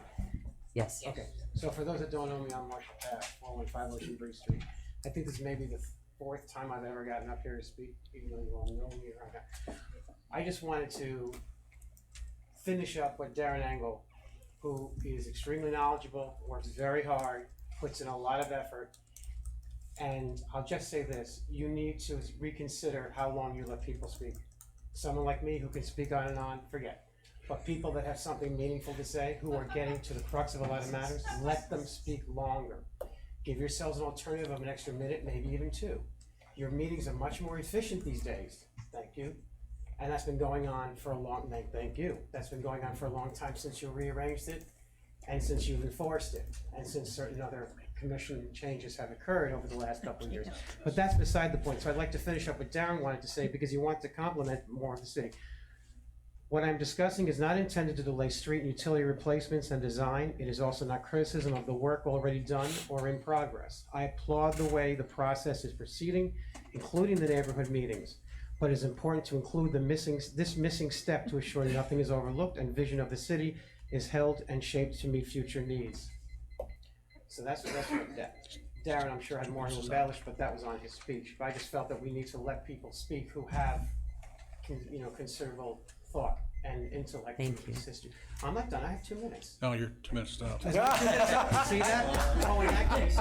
So I'd just like to remind everybody, if I can, that Bryant Park Derby Day is coming up, May 6th. Thank you. At the Beach Club. Thank you. 4:30 to 7:30. Thank you. And Herman Robinson is still with You Bryant told me Park I on the should let rack. certain people talk and not other people. Thank you. Just kidding. Ted Brownstein. That was beautiful. Who's gonna be the decider of who speaks and doesn't speak? I don't need any extra time, thank you. I'm done. No. Just a couple of brief announcements. We always appreciate being here, and I know I haven't been here physically for a while. It's so easy to sit home and watch it on the computers, right? But we have several events coming up that we wanted to thank you for your cooperation and encourage the public, and any help you can give us in getting the word out would be much appreciated. This Saturday at the Lake Worth Municipal Golf Course, Kiwanis is sponsoring a cleanup of the shoreline. And twice a year, we pull about 4 or 5 cubic yards of trash. It repeatedly washes up on the shore and gets hung up in the growth on the shoreline there. And we need, a lot of volunteers. Frankly, our Kiwanis Club, a lot of us are walking the canes these days. We're not as spry as we used to be, and so we could use some young blood and some help to do that worthy project and keep our shoreline clean. So we appreciate your help on that. I don't know if we can get an announcement on the sign outside. What time does that start? That starts at 8 in the morning on Saturday, meeting at the clubhouse. It goes for about 3 hours till it gets a little warm. Just to remind again that the Earth Day Festival in Lake Worth is coming up 2 weeks after on April 22nd. It's going to be up at the Gray Mockingbird Garden this year because it provides a space to do planting, some indoor space to do programming and such. We appreciate, I think it was 7 years that we were here in the Cultural Plaza, and definitely want to thank the city and especially Commissioner Amoroso, who did a lot of the legwork on organizing that. But we're hoping that this venue, even though it's a little bit out of the way and we're going to have to work to get people out there, we have 5 different venues up there this year. We've got 2 music stages. We've got the Zen Garden, where there's going to be yoga and other, performance art practice. There's the exhibit area, then there's an inside area where there's going to be a recycled fashion show and talks and films and other things that we can use up there at Scottish Rite. That would be really great. So we also appreciate your support and getting the word out on that. Thank you. Thanks for all the city does. We're getting greener and greener, aren't we? Thank you. Thank you. Are there any more cards? That is all, Madam Mayor. Seeing there are none, I shall pass these on to the city clerk. All right, approval of the minutes, I'll entertain a motion. So moved. Second, Aye. all those in favor state so by saying aye. Aye. All those opposed, motion carries unanimously. We are moving on to consent agenda. So moved. Second, Seconded. all those in favor state so by saying aye. Aye. All those opposed, motion carries unanimously. We're gonna take a quick break and we'll be back in 5 minutes. Yes. We're almost done. Huh?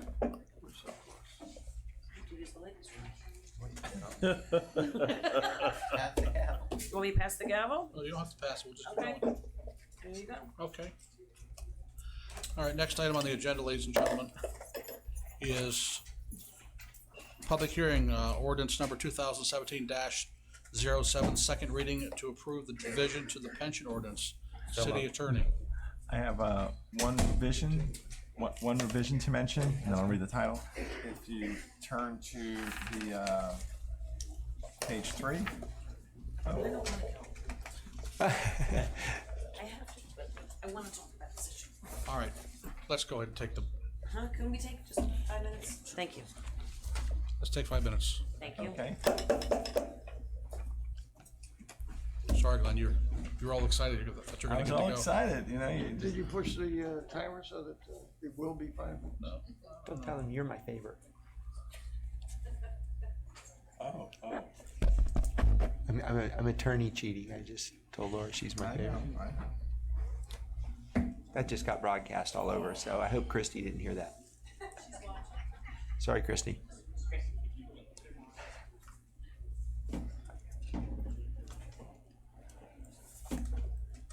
Well, the cameras seem to be working really well. Moneymaker. We need commercials on the 5-minute break. You can sell the commercial space. There you go. We're gonna do some interpretive dance or something, yeah. This is where art is made. This is where. We could do. Darian, can you put the camera on the audience right now, please? We've got some performers who want to do it. There you go. No, not Greg. Please dance. Okay, stand up. One of the big time. I'm saying if you have it on TV, you gotta pay. Gotta pay him. I hear bugs coming up here, sort of like crickets. I hear crickets. No, scan up to the right, up the aisle. Is this being broadcast out? Yes. Okay. This is a live Facebook. Yeah, I don't know if you can get over to yeah. There you go. Now go up. All right, you guys got the floor. There's a hot leg. Is that's that was Glenn's leg. I thought there for a second. You got the heels. Da da da da da da. Da da da da da da. Well, you don't get that in the bigger cities. Has it been 2 minutes? It has been 1 minute. So we time it. Let's time it. 7:34. So this is Wait, it's only been 1 Right minute? now it's 7:35. Now it's 7:36. Not feeling the love. Haven't been invited to your neighborhood. Aren't you the new president? Yeah. Huh? Oh, another one? I've had some problems with my computer, so I'll have to look at that.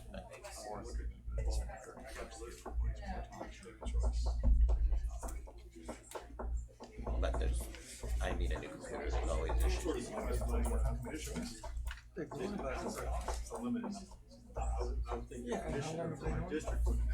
You would think. To remind How are you? It's a little overwhelming. You have to call. Okay. We're all on it. How many more minutes do we have left in this break?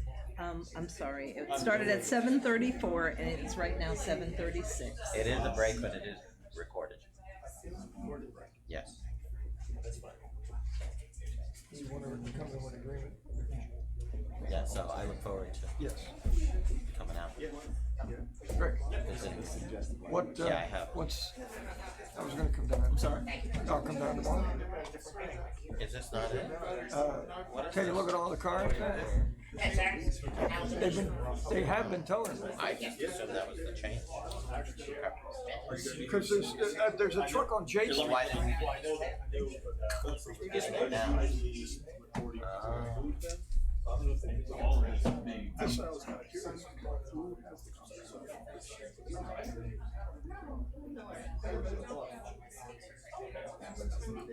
This one that I have in mind was tagged the 16th of March. Still there. Okay.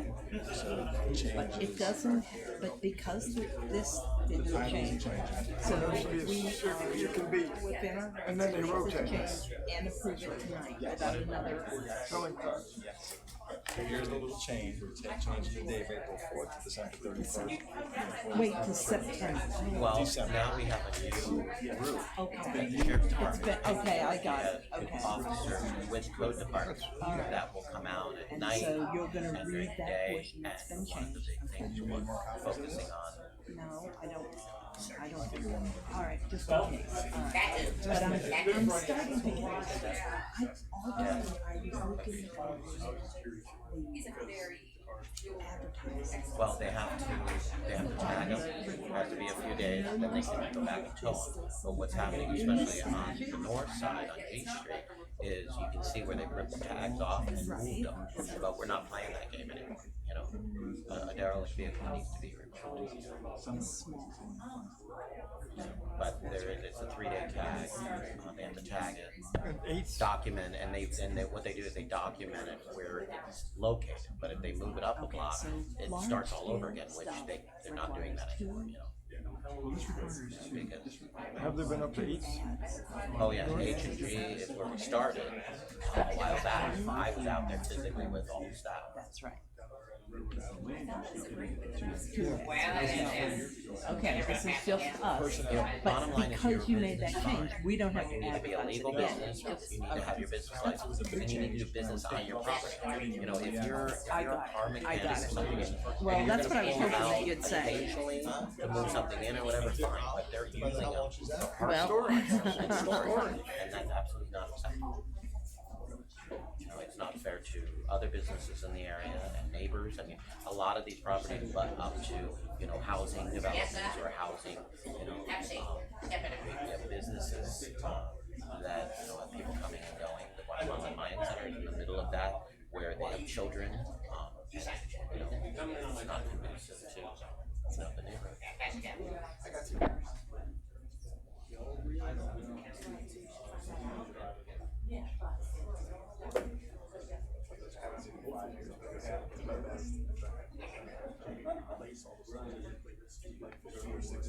The sign was so faded, you didn't see it. The sign almost 3 years ago, it's still been a constant battle. And that's visibility, from Dixie too. Yeah. Especially road. Yeah. Very Yeah. Well, and I have some problems, the same thing, like with the signage on Lake of Lucerne, we had some problems with speeding, but I can't have PBSO come and enforce it because there was no signs. You know, over the bridge, right as soon as you get over the bridge, there's a 25-mile-an-hour sign. Downtown, there's no sign. And that's, you know, DOT, but, you know, at some point we need, you know, so we're looking at putting signage so we can actually circle back around and, you know, address Is there no bicycles on sidewalks? no bicycles on sidewalk. No, We is it redid all signage? those signage, and we had a problem with that originally too, because there was signage, but it said Lake PD, so PDSO. And the problem is, you know, we have B cops and they police it, but there's no ticketing process. They either have to warn them or they have to arrest them. And, you know, as much as you don't want to arrest a bicyclist, but some of them are, you can warn them, but on the second warning, they're arrested. Hey, Mike. Yes, sir. Can I whisper in your ear real quick?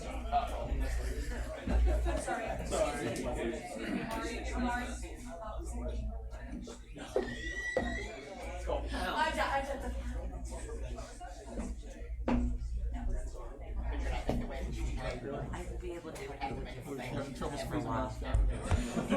Thank you so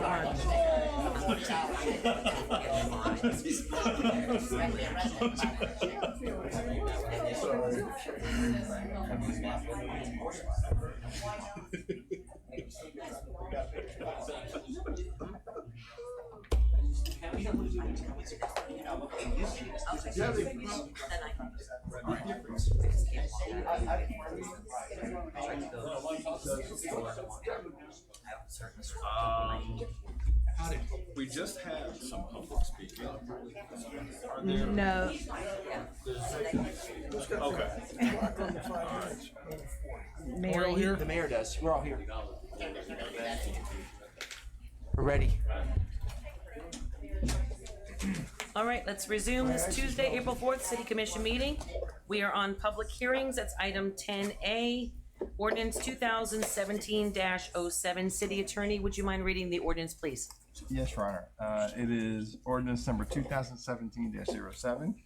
Ordinance number 2017-07 of the City of Lake Worth, Florida, amending Chapter 16, Pensions and Retirement, Article 2, Employees Retirement System, Section 16-15, Definitions, Section 16-25, Definitions, and Section 16-26, Participation in the Pension Plan, to clarify positions excluded from the plan and to provide a one-time option to remain in plan, provide for severability, the repeal of loss of conflict, codification, and an effective date. And before there's a motion, I did pass out a slight revision that, if you don't mind, I'll read into the record. This, on the third page, employees that this applied to, and it's a small number of employees, had a one-time option that they had to exercise either within 30 days of their appointment to a position or April 4th. We'd like to, spoke with the mayor about this, we'd like to give the employees a greater opportunity to make an informed decision. So the suggestion is giving them until December 31st of this year to make that choice. Again, it's a small number of employees to make that choice, and that's the suggested revision. So moved. And that won't require another reading. No, this is a minor change because the title does talk about a one-time option, so this will be fine. Seconded.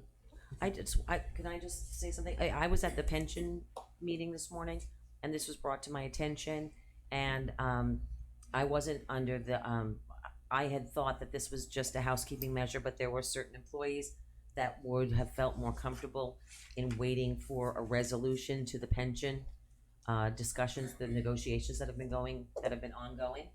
I have been spoken with staff in reference to those processes happening sooner rather than later.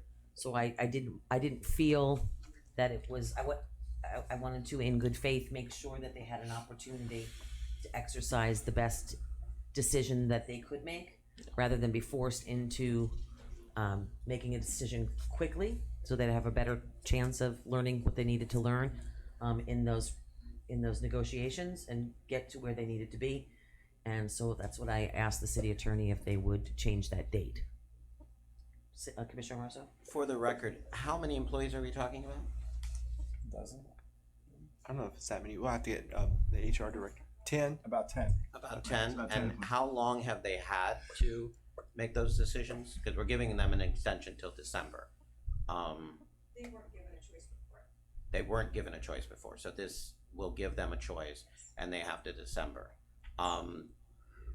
Does it?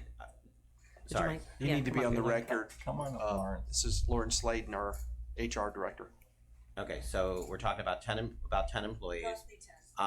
They hadn't had a choice before, so this gives them an extension for a choice. Does it play into our budget at all? Because our budget cycle is October, and we're giving them to December. No, we had the actuaries look at it. I'm sorry, and do an talking to the actual microphone. impact. I'm sorry. We had the actuaries look at it and do an actual impact statement to see if there would be a financial impact, and the answer was no. Okay, thank you. Okay, so I just wanted to make sure, like I said, give the employees a chance to exercise whatever option that was more comfortable. Okay, we've got a motion on the floor in a second. Do we have any public comment We cards? do not, Madam Mayor. Seeing there are none, all those in favor state so by saying aye. Aye. All those opposed, motion carries unanimously. Thank you. Moving on to the new business, acceptance of the FY 2016 Comprehensive Annual Financial Report, the CAFR. Where is it? Get up here, you and you. Was I never so happy to see a bunch of zeros and columns before in my life? You'll understand that in a second, those at home. Good evening, Mayor. Good evening. We are. It's Marie Eleanor, our Director of Finance.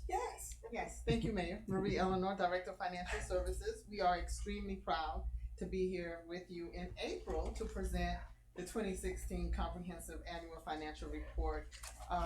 This is my first year in a couple of months with the city, and it's the first time in several years that we're able to bring to you the annual report before June. So we're extremely proud. We have representative from our independent audit firm, Keith McCulloch, who's here, who would like to make a few comments. Welcome. Thank you. Good And evening. just adjust that microphone just so it's towards you. Thank you. Madam Mayor, City Commission, City Manager, members of staff. My name is Israel Gomez. I'm a partner at the firm Keith McCulloch Company. With me is Mark Grace from Keith McCulloch Company as well. Like the Director of Finance just mentioned, it's been a couple of years that the financial statements were presented in June, finalized in June. We're super excited that we're back into the March 31st deadline. We do many municipalities, and to be able to complete the statements by March 31st, apply for the Comprehensive Annual Financial Report certificate with the Government Finance Office Associations is fantastic. Definitely, we do a lot of the work, but we couldn't do what we do without the assistance of the entire finance team.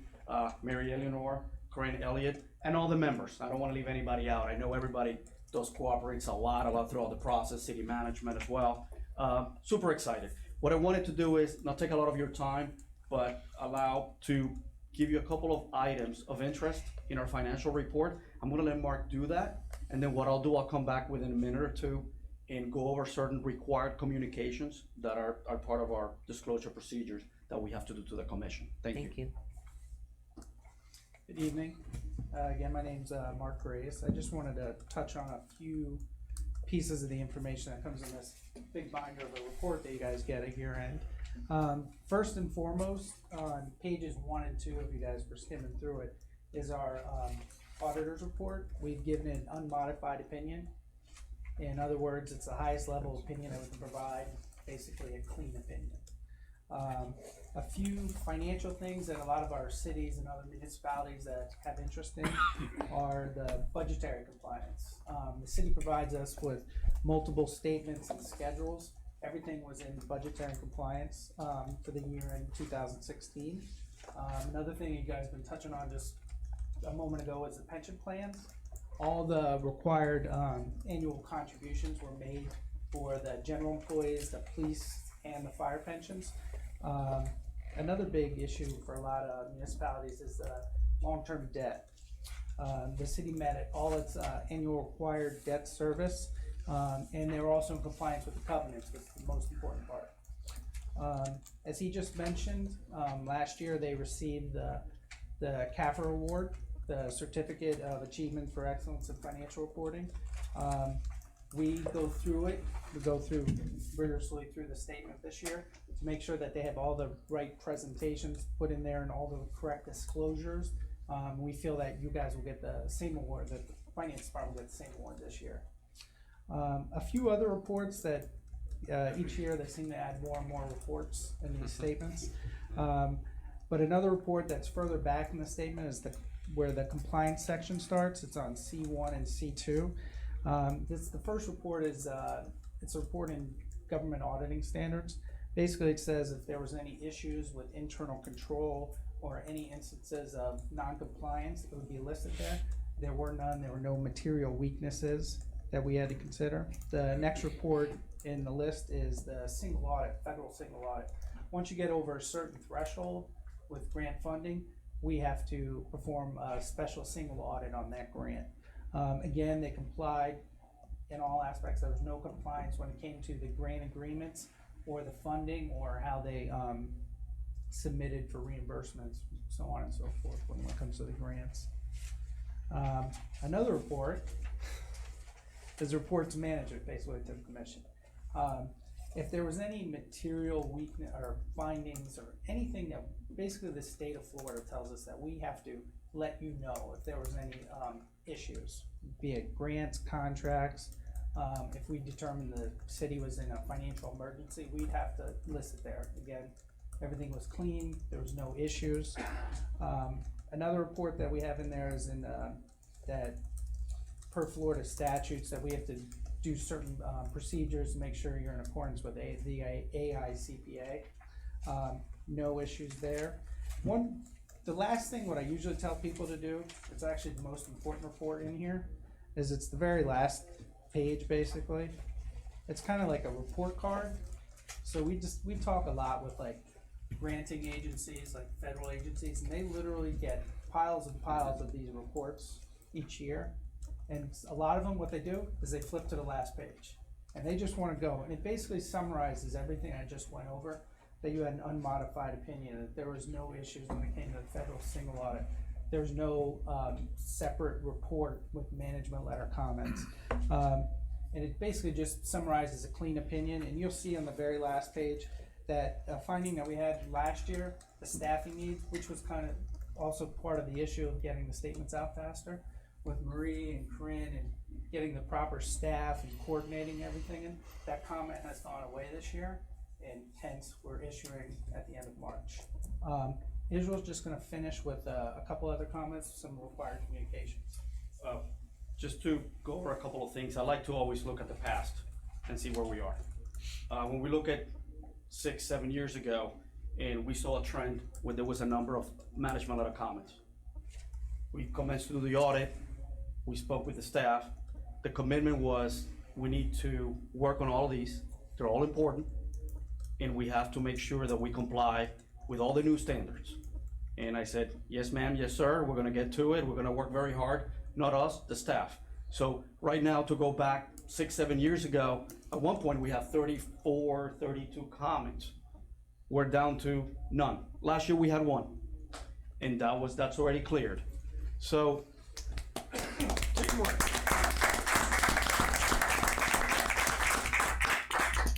we can say a lot of things. It's a clean opinion.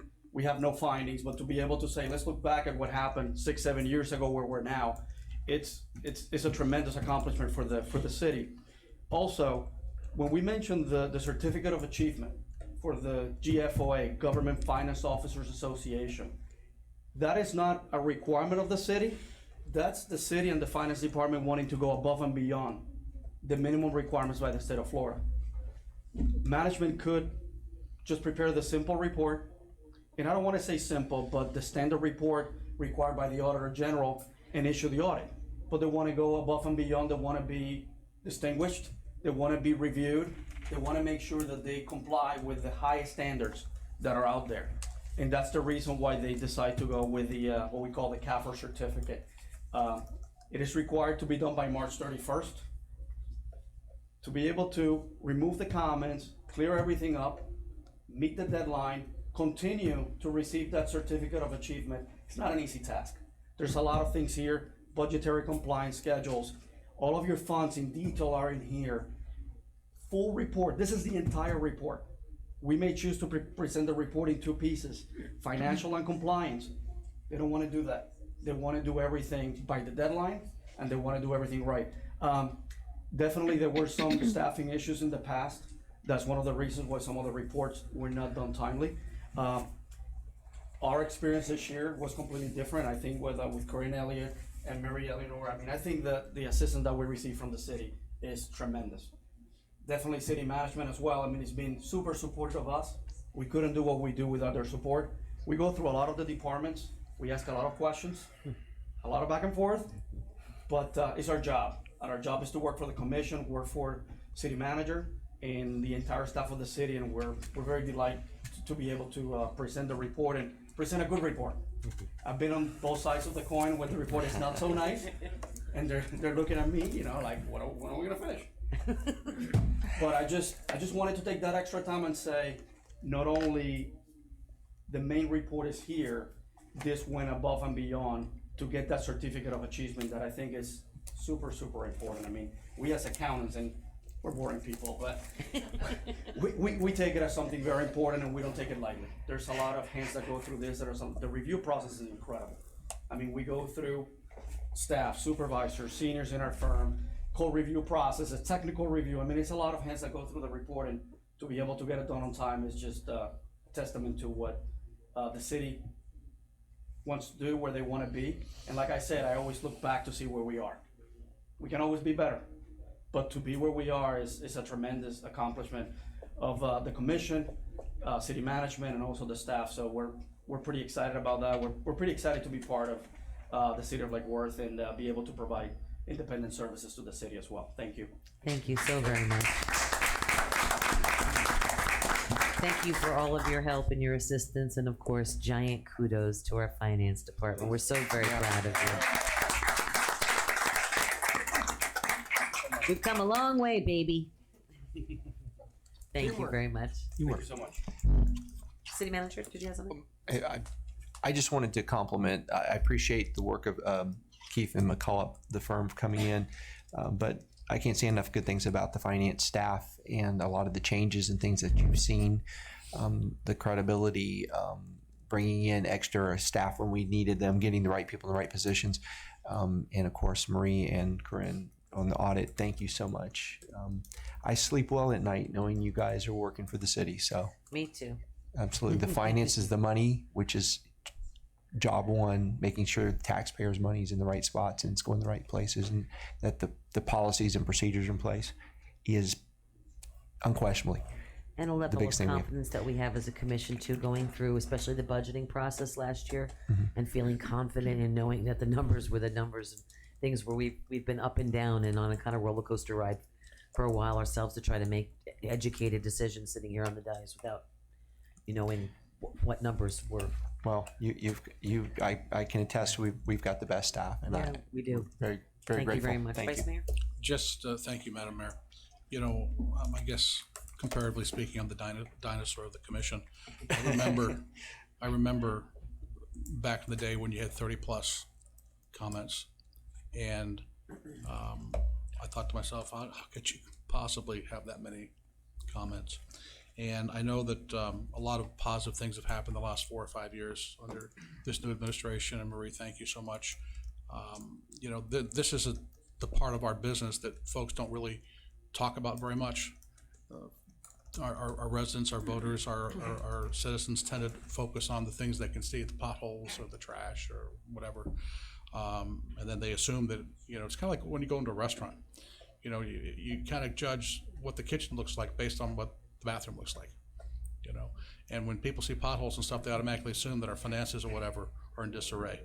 But I'm happy to say that they're not in disarray, that things are in good shape here in the city, and we really need to do a much better job of communicating these positive things to the community, so they know that their hard-earned tax dollars are really being looked after properly and spent wisely. And again, I cannot thank you and your team enough for bringing us to this day, because it's been a long time in coming. So thank you so very much. Never thought that zero on a test would be a good thing, right? Thank you guys so much. Thank you again. Thank you. I like hearing teamwork often. Me too. All right, let's see. What do we have? We have the CAFR. We have City Attorney's Report. Board appointments and newly elected commissioners. What's that about? Well, a couple of items. On the board appointments, the way your process works, and you actually had some ratifications tonight on the consent agenda, is when a commissioner has an appointment, if they don't make that appointment within 30 days, they're considered to have waived that, and then the next commissioner up can make the appointment. It never was thought about. I have 2 new commissioners. So do they get a new 30 days, or has it already, quote, been waived? So, I'll use Commissioner Robinson as an example. So if Commissioner Meyer didn't make an appointment to a particular board within his 30 days, does Commissioner Robinson have a new 30 days, or is any commissioner able to kind of jump in on that spot? So we just want some policy direction as to how you want to do that, and then we'll make the change formally going forward. I think there were a lot of question marks that have come up in the last year, especially in regards to some of the how in which we appoint and how long it is which we appoint. I think we need to have a little powwow on that, because some of the rules seem to be the same and then change. I don't know. I'm a little confused on it. See, we need to revisit the rules, because again, like I know that I get 2 appointments, and then all of a sudden I appoint 2 people, and then they say, no, you only have 1 appointment on this one, or I lost an appointment on something because of 30 days when I didn't even know that there was, because the previous time that I was made aware of it, there was no applications for that, and then an application came in, and then I was past the appointing time. So we need to sit down and. Well, I'm glad I brought it forward then. Yeah, we need to sit down and look at it. Commissioner Hardy? I was the person who brought that up when Sylvina informed me, and my thinking was that new commissioners should not be deprived of board appointments because of what previous commissioners have or have not done. I think that's important. All of us who sit on this dais here are elected. We were elected to do things. Among these things we were elected to do is to appoint people to boards, and I think that when you are new, you should have the opportunity to maybe recoup or claw back the lost board appointments of the commissioner who sat in your seat previously. I agree with Madam Mayor when she says that we should maybe go back and look at some of these rules. I think, first of all, we should be lengthening the period past 30 days, and I think that the clock should not start until we get the first application. I think that is really important. We want to make sure that we have a process that's fair, not only to the commissioner, but to the city. So those are my 2 cents about that. I may have some other thoughts. Maybe I'll try them later. But yeah, those are mine. Well, I think that we initially changed the process in which we appointed people because we had a once a year policy. We would interview everybody in this long meeting, and we would have those interviews, but it was once a year, and half the board sat empty for the year because nobody was reappointing people to the board. So we said, we'll do it this way so we can keep the boards full so that they'll meet a quorum. Right. And that's why we changed the policy. I know some people weren't so thrilled about it, but it did, except for one board, it kept the boards full, enough to have meetings on a regular basis and get business done. So we might want to revisit that again. I would never want to go back to a once a year process because we'll have empty boards again, just like the same problems would exist. But we might want to have a workshop or an agenda item or something on it that we can talk about how we do it, because there's inconsistencies. Whenever it comes to the appointing process, I'm finding an inconsistency in the rule. Like I said, I appoint two, I don't appoint two. All of a sudden there was nobody, so I didn't appoint one. Then there was one. So there's something, we're missing something in the process that I can't explain, but I think it's not making things run smoothly. Also, if everybody has an appointment and you have 5 people, does it have to go into session, or can those commissioners appoint at the same time? It shows that one has to do it and then the other, which delays the process again of appointing or filling a board up. If you have to wait till one commissioner, say that commissioner waits 30 days and then you get the appointment, that's another 30. So 3 months down the line, you're appointing 3 people that could have been appointed in a 1 month period of time. And that's not addressed in the rules.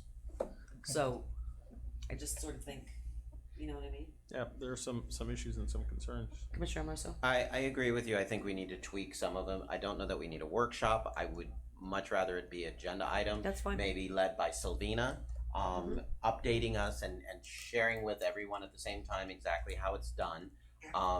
As far as the 30 days, I totally agree that the new electeds coming in should, their 30 days start now. I like the idea of a 30-day starting as soon as we get an application. Maybe that can be something that's written into.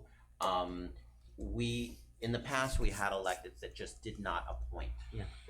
That was an issue. I don't know that, there's an issue now. I've checked, we've got a lot of people interested in boards. We've got 2 new electeds, so, I have no problem letting their 30 days start as soon as they get, applications, and then, bringing that back as a line item, educating us and maybe tweaking it a little bit. I think, Glenn, you and I could sit down. I'll show you where the inconsistencies that I've encountered lie. And it was pretty much outlined by the city clerk that has this, when that happened, she puts them in. But the interpretation of that over the course of time is somewhere, I think, got misconstrued. So maybe we can firm up what the initial intention was and to see where the problems lie and bring that as an agenda item before the commissioners to see where the holes are in it that we can. Correct, and with Sylvina. And then with updating Sylvina, because us, she's been given, honestly, several interpretations of the same rules through the course of several years. And that's one reason we brought this forward tonight, because Yeah. we want to, at least for this 30-day period, I know you all haven't spoken yet, but it sounds like there's going to wind up being maybe a consensus that the 2 newly elected officials have a fresh 30 days. Without a doubt. While we work on this. I'm perfectly happy with that. Vice Mayor? Thank you. The only comment I want to add, other than all the good comments so far, is let's, if a newly elected commissioner is seated and there's an open spot, when the clock starts again, I would suggest we make it 45 days. Give them 15 days to figure out how to get around City Hall, and then be advised they've got some appointments to make. So give them a little bit of breathing room there instead of, I remember when I came back, here's your phone, here's your keys, have a nice day. Give them a few days to get acclimated to what's going on and meet with staff and let them know, let staff share with them what they need to expect out of them over a period of time. Now, do you mean that 45 days from the point of when there's an application? Well, no. From the time they were elected, if there's an open seat, okay, they get 45 days from the day they're sworn in. Okay, beyond that, there would be 30 days based on when the application comes in. When the application. Right. Yeah, like I said. Because I got burned. I know there was no applications, and then all of a sudden I was told, well, that's 30 days and there's an application. Well, there was no application the last. What do you want me to pick? I know. How can I appoint anybody? I'm sorry. I did this because I thought the importance of filling the vacancies on the board. So I hope I didn't, step out of line. Yeah, I don't know. But there were vacancies, and I consider vacancies important. initially, when I thought about the board appointments, didn't like the idea of the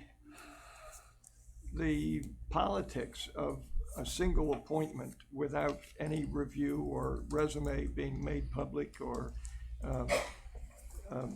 anything like that. It's just an individual being able to and I don't mean that the appointments are political, but they can be perceived as political, and I want to avoid that if any conversation, if we have that conversation. I don't know how important it is to the rest of us, but I feel it's part of a democratic process to be more open in how you're appointing than just your cousin or your best friend or whatever. Resumes are important, and those are my thoughts. And I also wanted to bring up, I don't know how long we're going to talk about this tonight. Maybe we should just put it on a new agenda. Yeah, new agenda. Because of some boards not being able to have a quorum or even be effective. That should come up in the next topic. Mr. Hart? I won't speak. I'll wait until it comes up on the agenda and we'll have a full discussion of it then. At that time, also, the public will be given the opportunity to comment on what we're saying. So, Final comment. I kind of think we might want to consider, I know Commissioner Amoroso, you don't want to have a workshop. I don't want to have a meeting, just have a meeting, but it seems to me that in addition to maybe getting some resolution on some of these loopholes in the process, we also need to consider if we want to consider contracting, if you will, the number of boards that, for whatever reason, if we don't find them to be useful anymore, or they can't have a quorum or whatever, we might want to have that conversation in the same breath. And to Commissioner Robinson's comments about resumes, he used the word resume. Well, a reminder is that all of these appointees have applications to fill out. So there is something for the public to review in terms of, who this person is. So I don't know if Commissioner Robinson is suggesting that we require a resume, if you will, from a potential appointee. I hope that's not what he's suggesting, but what he's suggesting. But I don't know that I totally agree with him that we're not getting enough information, that's available to the public about who this appointee potentially is. I'm more happy that we have people applying for the position. Well, that's exactly. I mean, 3/4, I could say maybe even 7/8 of the people that I've been appointed to advisory boards, I didn't even know. And I met because they simply applied for the position. I'm a firm believer of anyone that wants to spend their free time for the benefit of our city should be on a board. You know what I mean? And I understand that there are certain boards that have certain stipulations as to the qualification or the backgrounds of certain people for certain types of quasi-judicial boards. I get that. But when it comes to most of them, like I said, I'll sign you up. You want to come in and help us? I'll take everybody and anyone with a good intention that wants to help our city. Sorry. Commissioner Hardy? I don't mean to speak for the commissioner from District 4, but I think his point might be that, we had the system that maybe was inefficient, where once a year we would have all these interviews, and then every single person on the commission would have a say on each individual person who sits on the board, and that he found that process to be, while inefficient, representative. And I think what the commissioner was saying, that if there's a way that we can find another process that's maybe close to the efficiency that we have now, but somewhat more representative, I think that would be great. There are pros and cons to that. I tend to think that voters elect us to use our judgment, and that includes who we appoint to these boards. But it's an interesting consideration, and maybe for certain boards that are of great importance, such as the CRA, we should adopt processes that require more consensus on each individual appointment. The quasi-judicial boards like planning and zoning, Right. or historic resources preservation, the ones that require certain backgrounds of Exactly. professional backgrounds. Right. Yeah, I'm willing to. Like I said, nothing has been. I didn't like the first one, and I don't like it now either. So I mean, it's not working either way. So I think that we can find another process. It might require a workshop because we seem to have a number of issues of it that we. My biggest issue. And it's important. Hold on, Sorry. My biggest issue with workshop is we have like 6 or 8 workshops on the table right now and can't get to them, and we're going into budget cycle. So if it's going to be a workshop, I'd rather have a workshop with 3 items or 4 items on it in one night and do a super workshop. 11. And you know, because we already have multiple workshops that we can't get to, and we're going into budget cycle. So I'm okay with that. You know. But it's on the agenda for tonight, and we can spend another 15 minutes and come to a reasonable suggestion for you, or listen to your suggestion. We just did. Yeah, I mean, well, In 20 minutes of time, that's just an agenda item.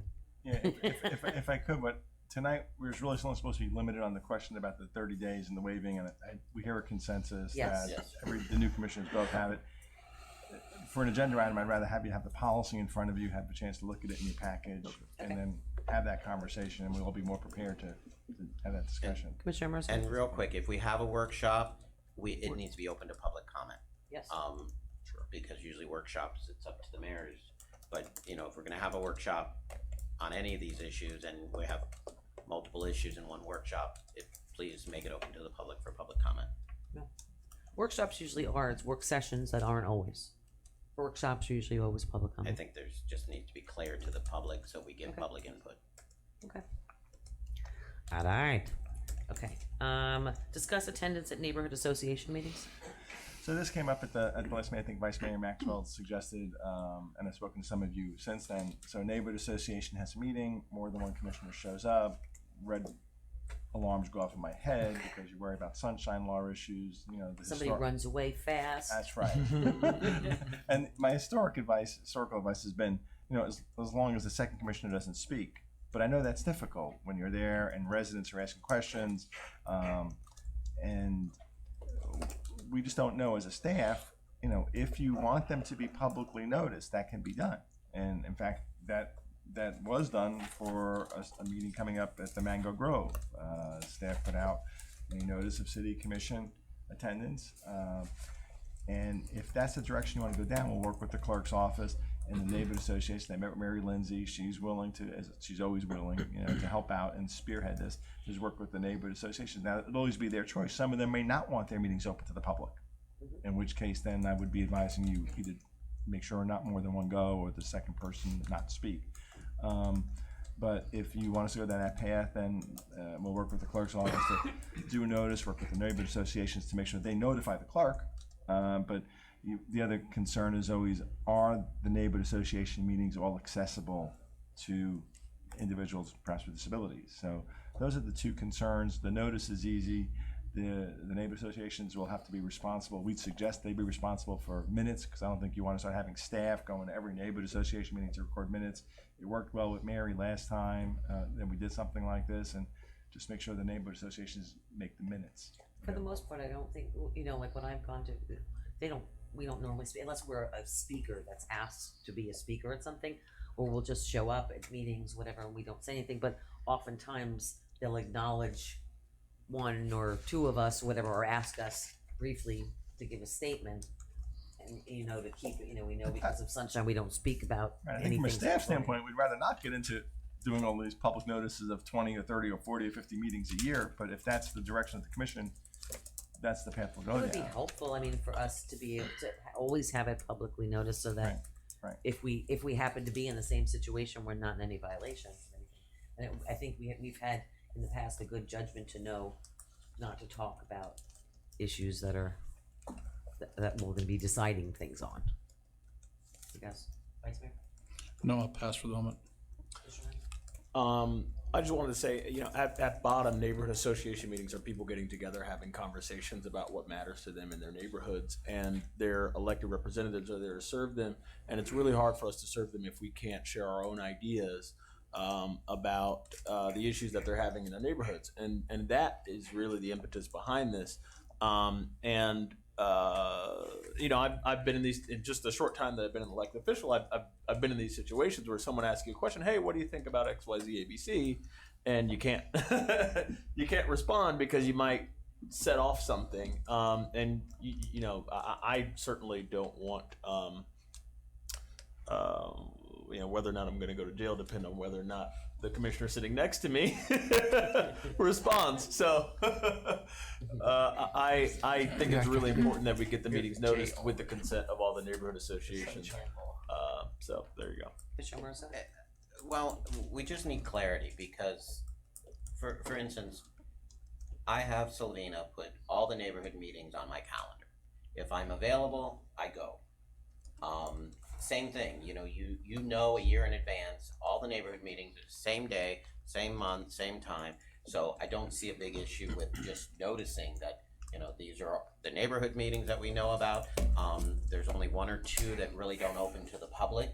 As far, I mean, there's one that's only open to neighborhood owners, and they only invite electeds in, you know, during campaign time. There's another one that only invites you in. So there's really only two that aren't open to the public. They're all open to the public. They're, you know, they get crossover from different neighborhood associations for clarity. You know, that's already happening. When do the new electeds take their ethics training?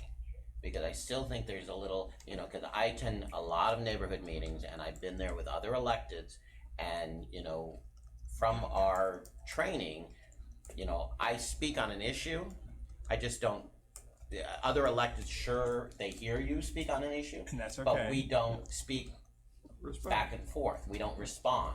Now, if the other elected is asked on the same issue, he may speak, but we don't speak together. Yeah, and that's where it gets fuzzy, and that's when I get worried about it, because if you're speaking on an issue and Commissioner Hardy's speaking on an issue, you're communicating. You're right. You may not be directly, but you know, the tree falls in the forest and you hear the tree. Correct. So, you know, there just needs to be and some I think the clarity. notice part is easy. We just want to make sure all the associations that want to invite you in are willing to take the minutes and then get the minutes to the clerk's office. They all So take there's- minutes. Okay, and then let's get that procedure in place. It would be able and- to, I'd be able to go, I mean, I normally just, when someone's there or whatever, I'll just, I mean, I don't wanna.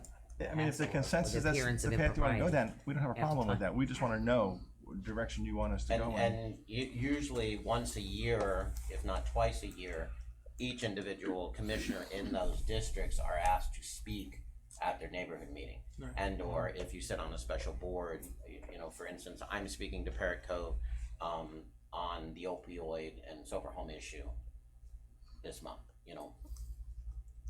And another commissioner might be there and there might be a question about it, so. Correct. Vice Mayor? Let me bring this all back to my understanding of public notice and the Sunshine Law. This issue was raised initially last year, the year before, during the campaign season and the debates, I guess it was. And I think that the resolution was that the meetings would be noticed and that the neighborhood association would provide a predefined 1 or 2 sentence statement of the minutes, if you will, to be submitted back to the city to validate that, yes, you had one or more electeds and they had talked about general issues, and then you're covered. Even if there was a back and forth between the two electeds, you're covered. The meeting was noticed. People had an opportunity to come and see one or more electeds there, and they would have had an opportunity to hear what one or more electeds had to say. And So the minutes there might was be- no violation of the sunshine. Whatever was being discussed in public, in a public format, where folks were invited to come in and listen to anything that may have been discussed. That was my understanding of how this process works, which is why I brought up the idea of a blanket notice, if you will, for all the neighborhood meetings, and then to have each one of the respective neighborhood associates simply submit that 1 or 2 sentence statement that we had a publicly noticed meeting, one or more electeds showed up, and this is for the record. Then there's no question about, well, Vice Mayor is correct. That is the model that we recommend. The 1 to 2 sentences may expand to 3 or 4, depending on how robust the discussion got. But essentially, that's the model we would follow. And again, Mary Lindsay headed it up last time. She did a great job. We met and talked about it a little while ago. She's willing to do that again. And if that's the direction of the commission, we'll go down that path. Does that apply the same thing to, like, when we have sister city board, municipal sister city board meetings with other municipalities, when we have Congresswoman Frankel's, you know, mayor's meeting or whatever, if others want. Palm Beach County Day in Palm Beach Tallahassee. County, yeah. Yeah. Palm It's the Beach same County thing. Days in Tallahassee. Those are remote. Those also should be Well, again, noticed. I think we're going down a little different path, but certainly the sister city board meetings, I believe the way that got worked out, because we talked to all those attorneys of those different cities of West Palm, the host city is the one that's supposed to make sure it's being noticed. Okay. And that's the protocol that was worked out about 2 or 3 years ago, so hopefully that's still in place. Final comment. The reason I suggested with the blanket notice was so we don't have any one of us feeling uncomfortable because another one shows up and they're gonna flip a coin and figure out who gets to stay and who doesn't get to stay, or who gets to speak, or who doesn't get to speak, or, you know, that's just. That used to happen. Right. That's the idea. 6 years. Yeah. Yeah, it'll work. If people are showing up to have a conversation, which is part of what neighborhood associations are about, commissioners shouldn't be locked out of that conversation by virtue of the Sunshine Law when there's something we can do to make other people aware that this conversation is having and that commissioners could be a part of this conversation. I think it's a win-win. It's very easy. And just for clarity, Glenn,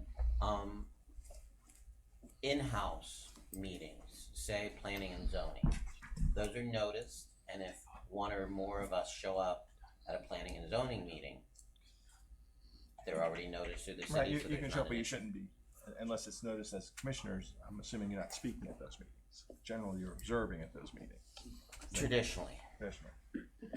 You can't speak at the meeting. Again, one commissioner, but then you get into the. So if there was the another flip of the coin. commissioner in the room. Flip the coin. Or if you know ahead of time, let the clerk know, and she'll put the same kind of notice out. Let the public know that, you know, one or more commissioners may be attending. And it's public notice is very simple. It is very Easy. simple. It is very easy. So we've spent 10 minutes talking about public notice. Commissioner Robinson, Commissioner Amoroso, please wait till you recognize. Thank you. Sorry. She was If I have one more item that's not on the agenda? No. No, it's not on the agenda. Okay. City manager? The later it gets, the tougher I get. I know, I just wanted to talk about the Gulf Stream for a minute. But, All right, go ahead. All right. Greg already brought it up, so he kind of sort of put it on the agenda. I am blaming it on you. Greg's fault. You all have heard the good news. You know, we prevailed on a case. I wanted to give the public announcement to Carol Lansay of our office. She did an outstanding job on the brief. As you know, Hudson Holdings did not participate in the appeals level, so she carried the ball all by herself, and she did a great job. We got the opinion last week.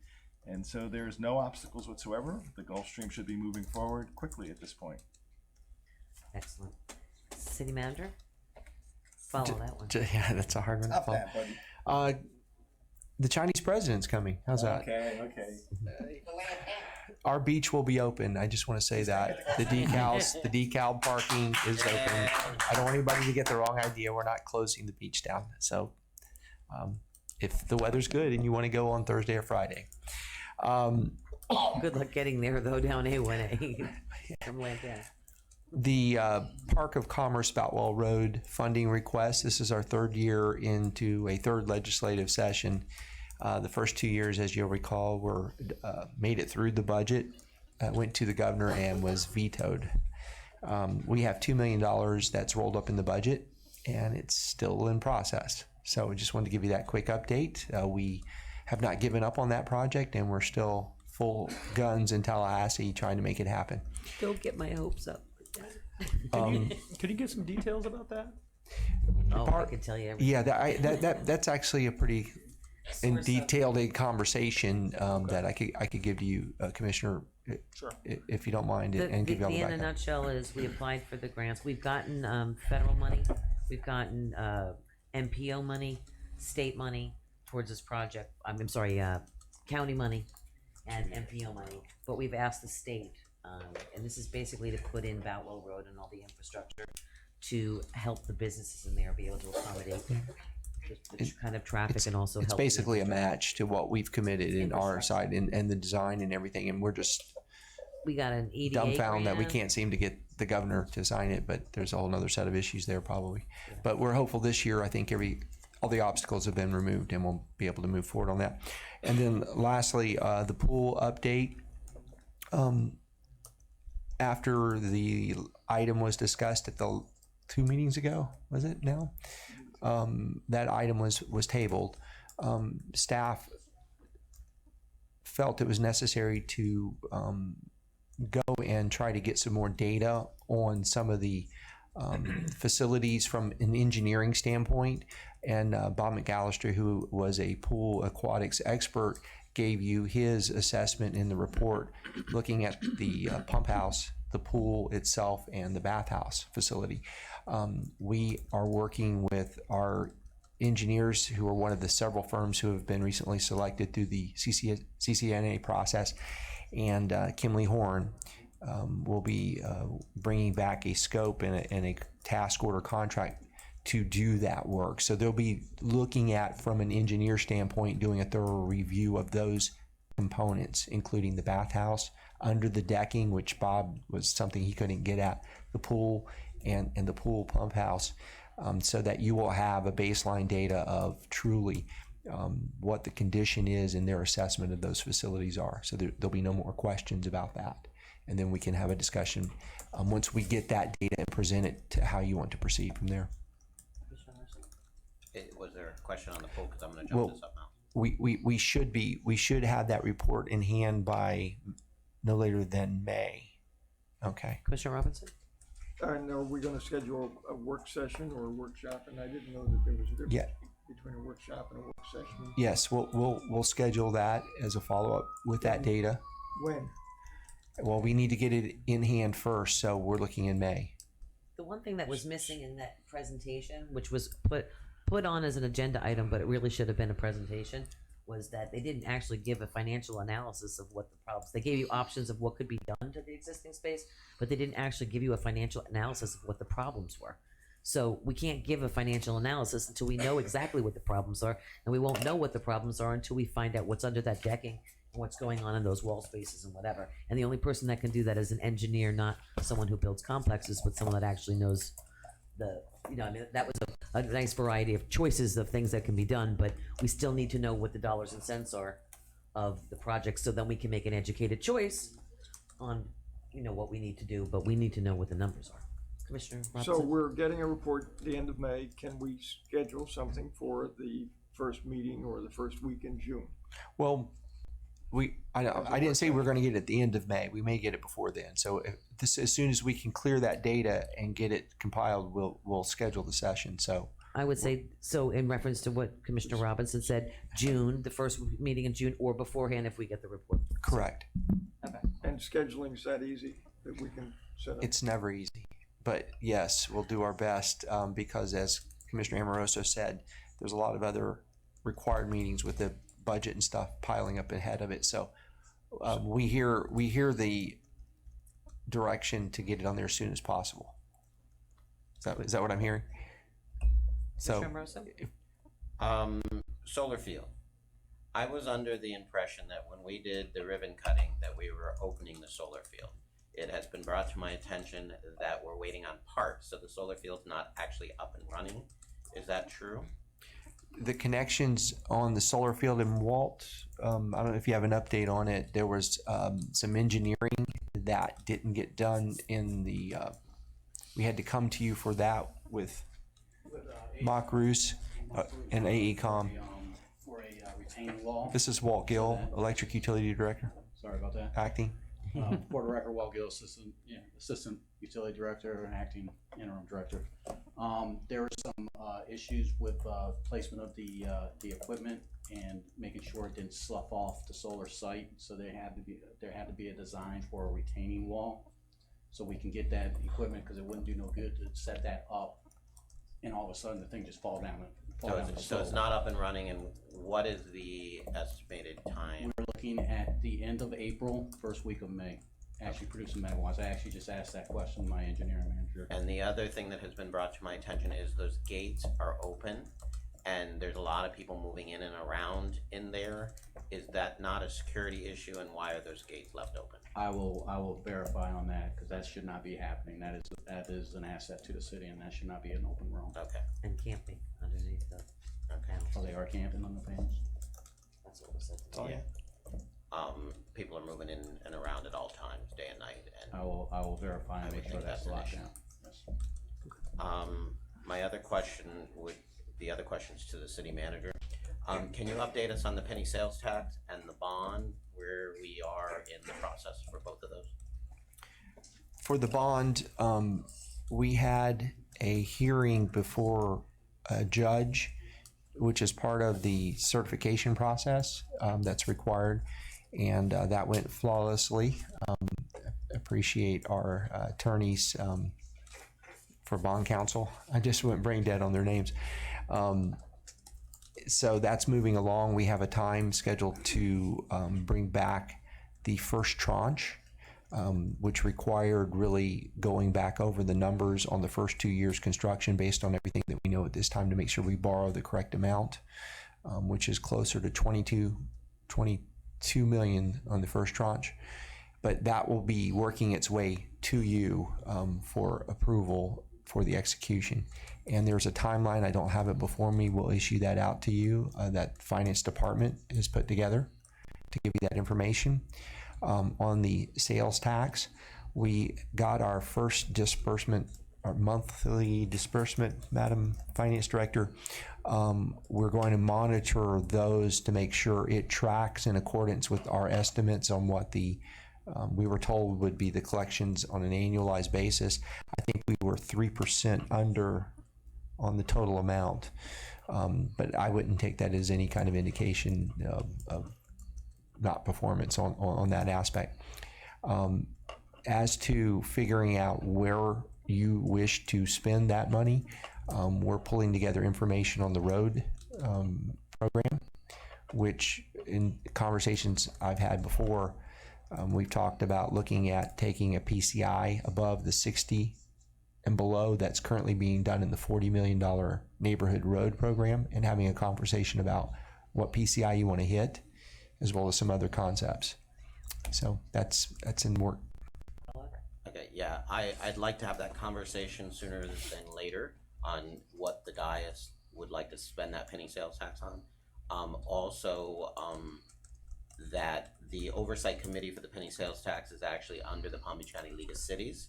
So, yeah, just to follow up on that, with the neighborhood road bond that was a city GO bond, our oversight committee was part of the ballot language, and it was instructed to oversee the expenditures to make sure they comply with the ballot. On the sales tax, state law comes into play about the oversight of that and what's required, and we are going to be part of the League of Cities oversight committee for review to make sure that the sales tax is spent according to state law.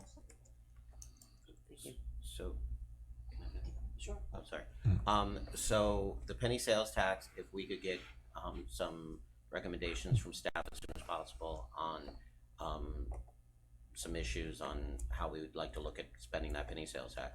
And then on the bond, I don't think we've had a clear direction as far as what we're supposed to be doing. You know, I have a board member that I like to appoint to that. So if we could just circle back around and make sure the new electeds know that they have an appointment to that bond committee and exactly how that works with, 7 members from the finance board and then recommendations from. Yeah, I wasn't going anybody to that board yet. Yeah, I have somebody that. Yeah, we need to populate that board. Okay, so we need to make sure that that is clearly disseminated. There's a email, if it hasn't already gone out, from the finance director about the appointments. So, yeah, she's shaking her head back there. Okay, For all the appointments. thank you. Specific to the oversight committee for the neighborhood road I program. haven't seen any applications. Well, if I remember, it goes through Selena. She has applications as far as, if you have a member. But if I remember right, we each get an appointment, with the exception of the mayor and the vice mayor get 2 appointments.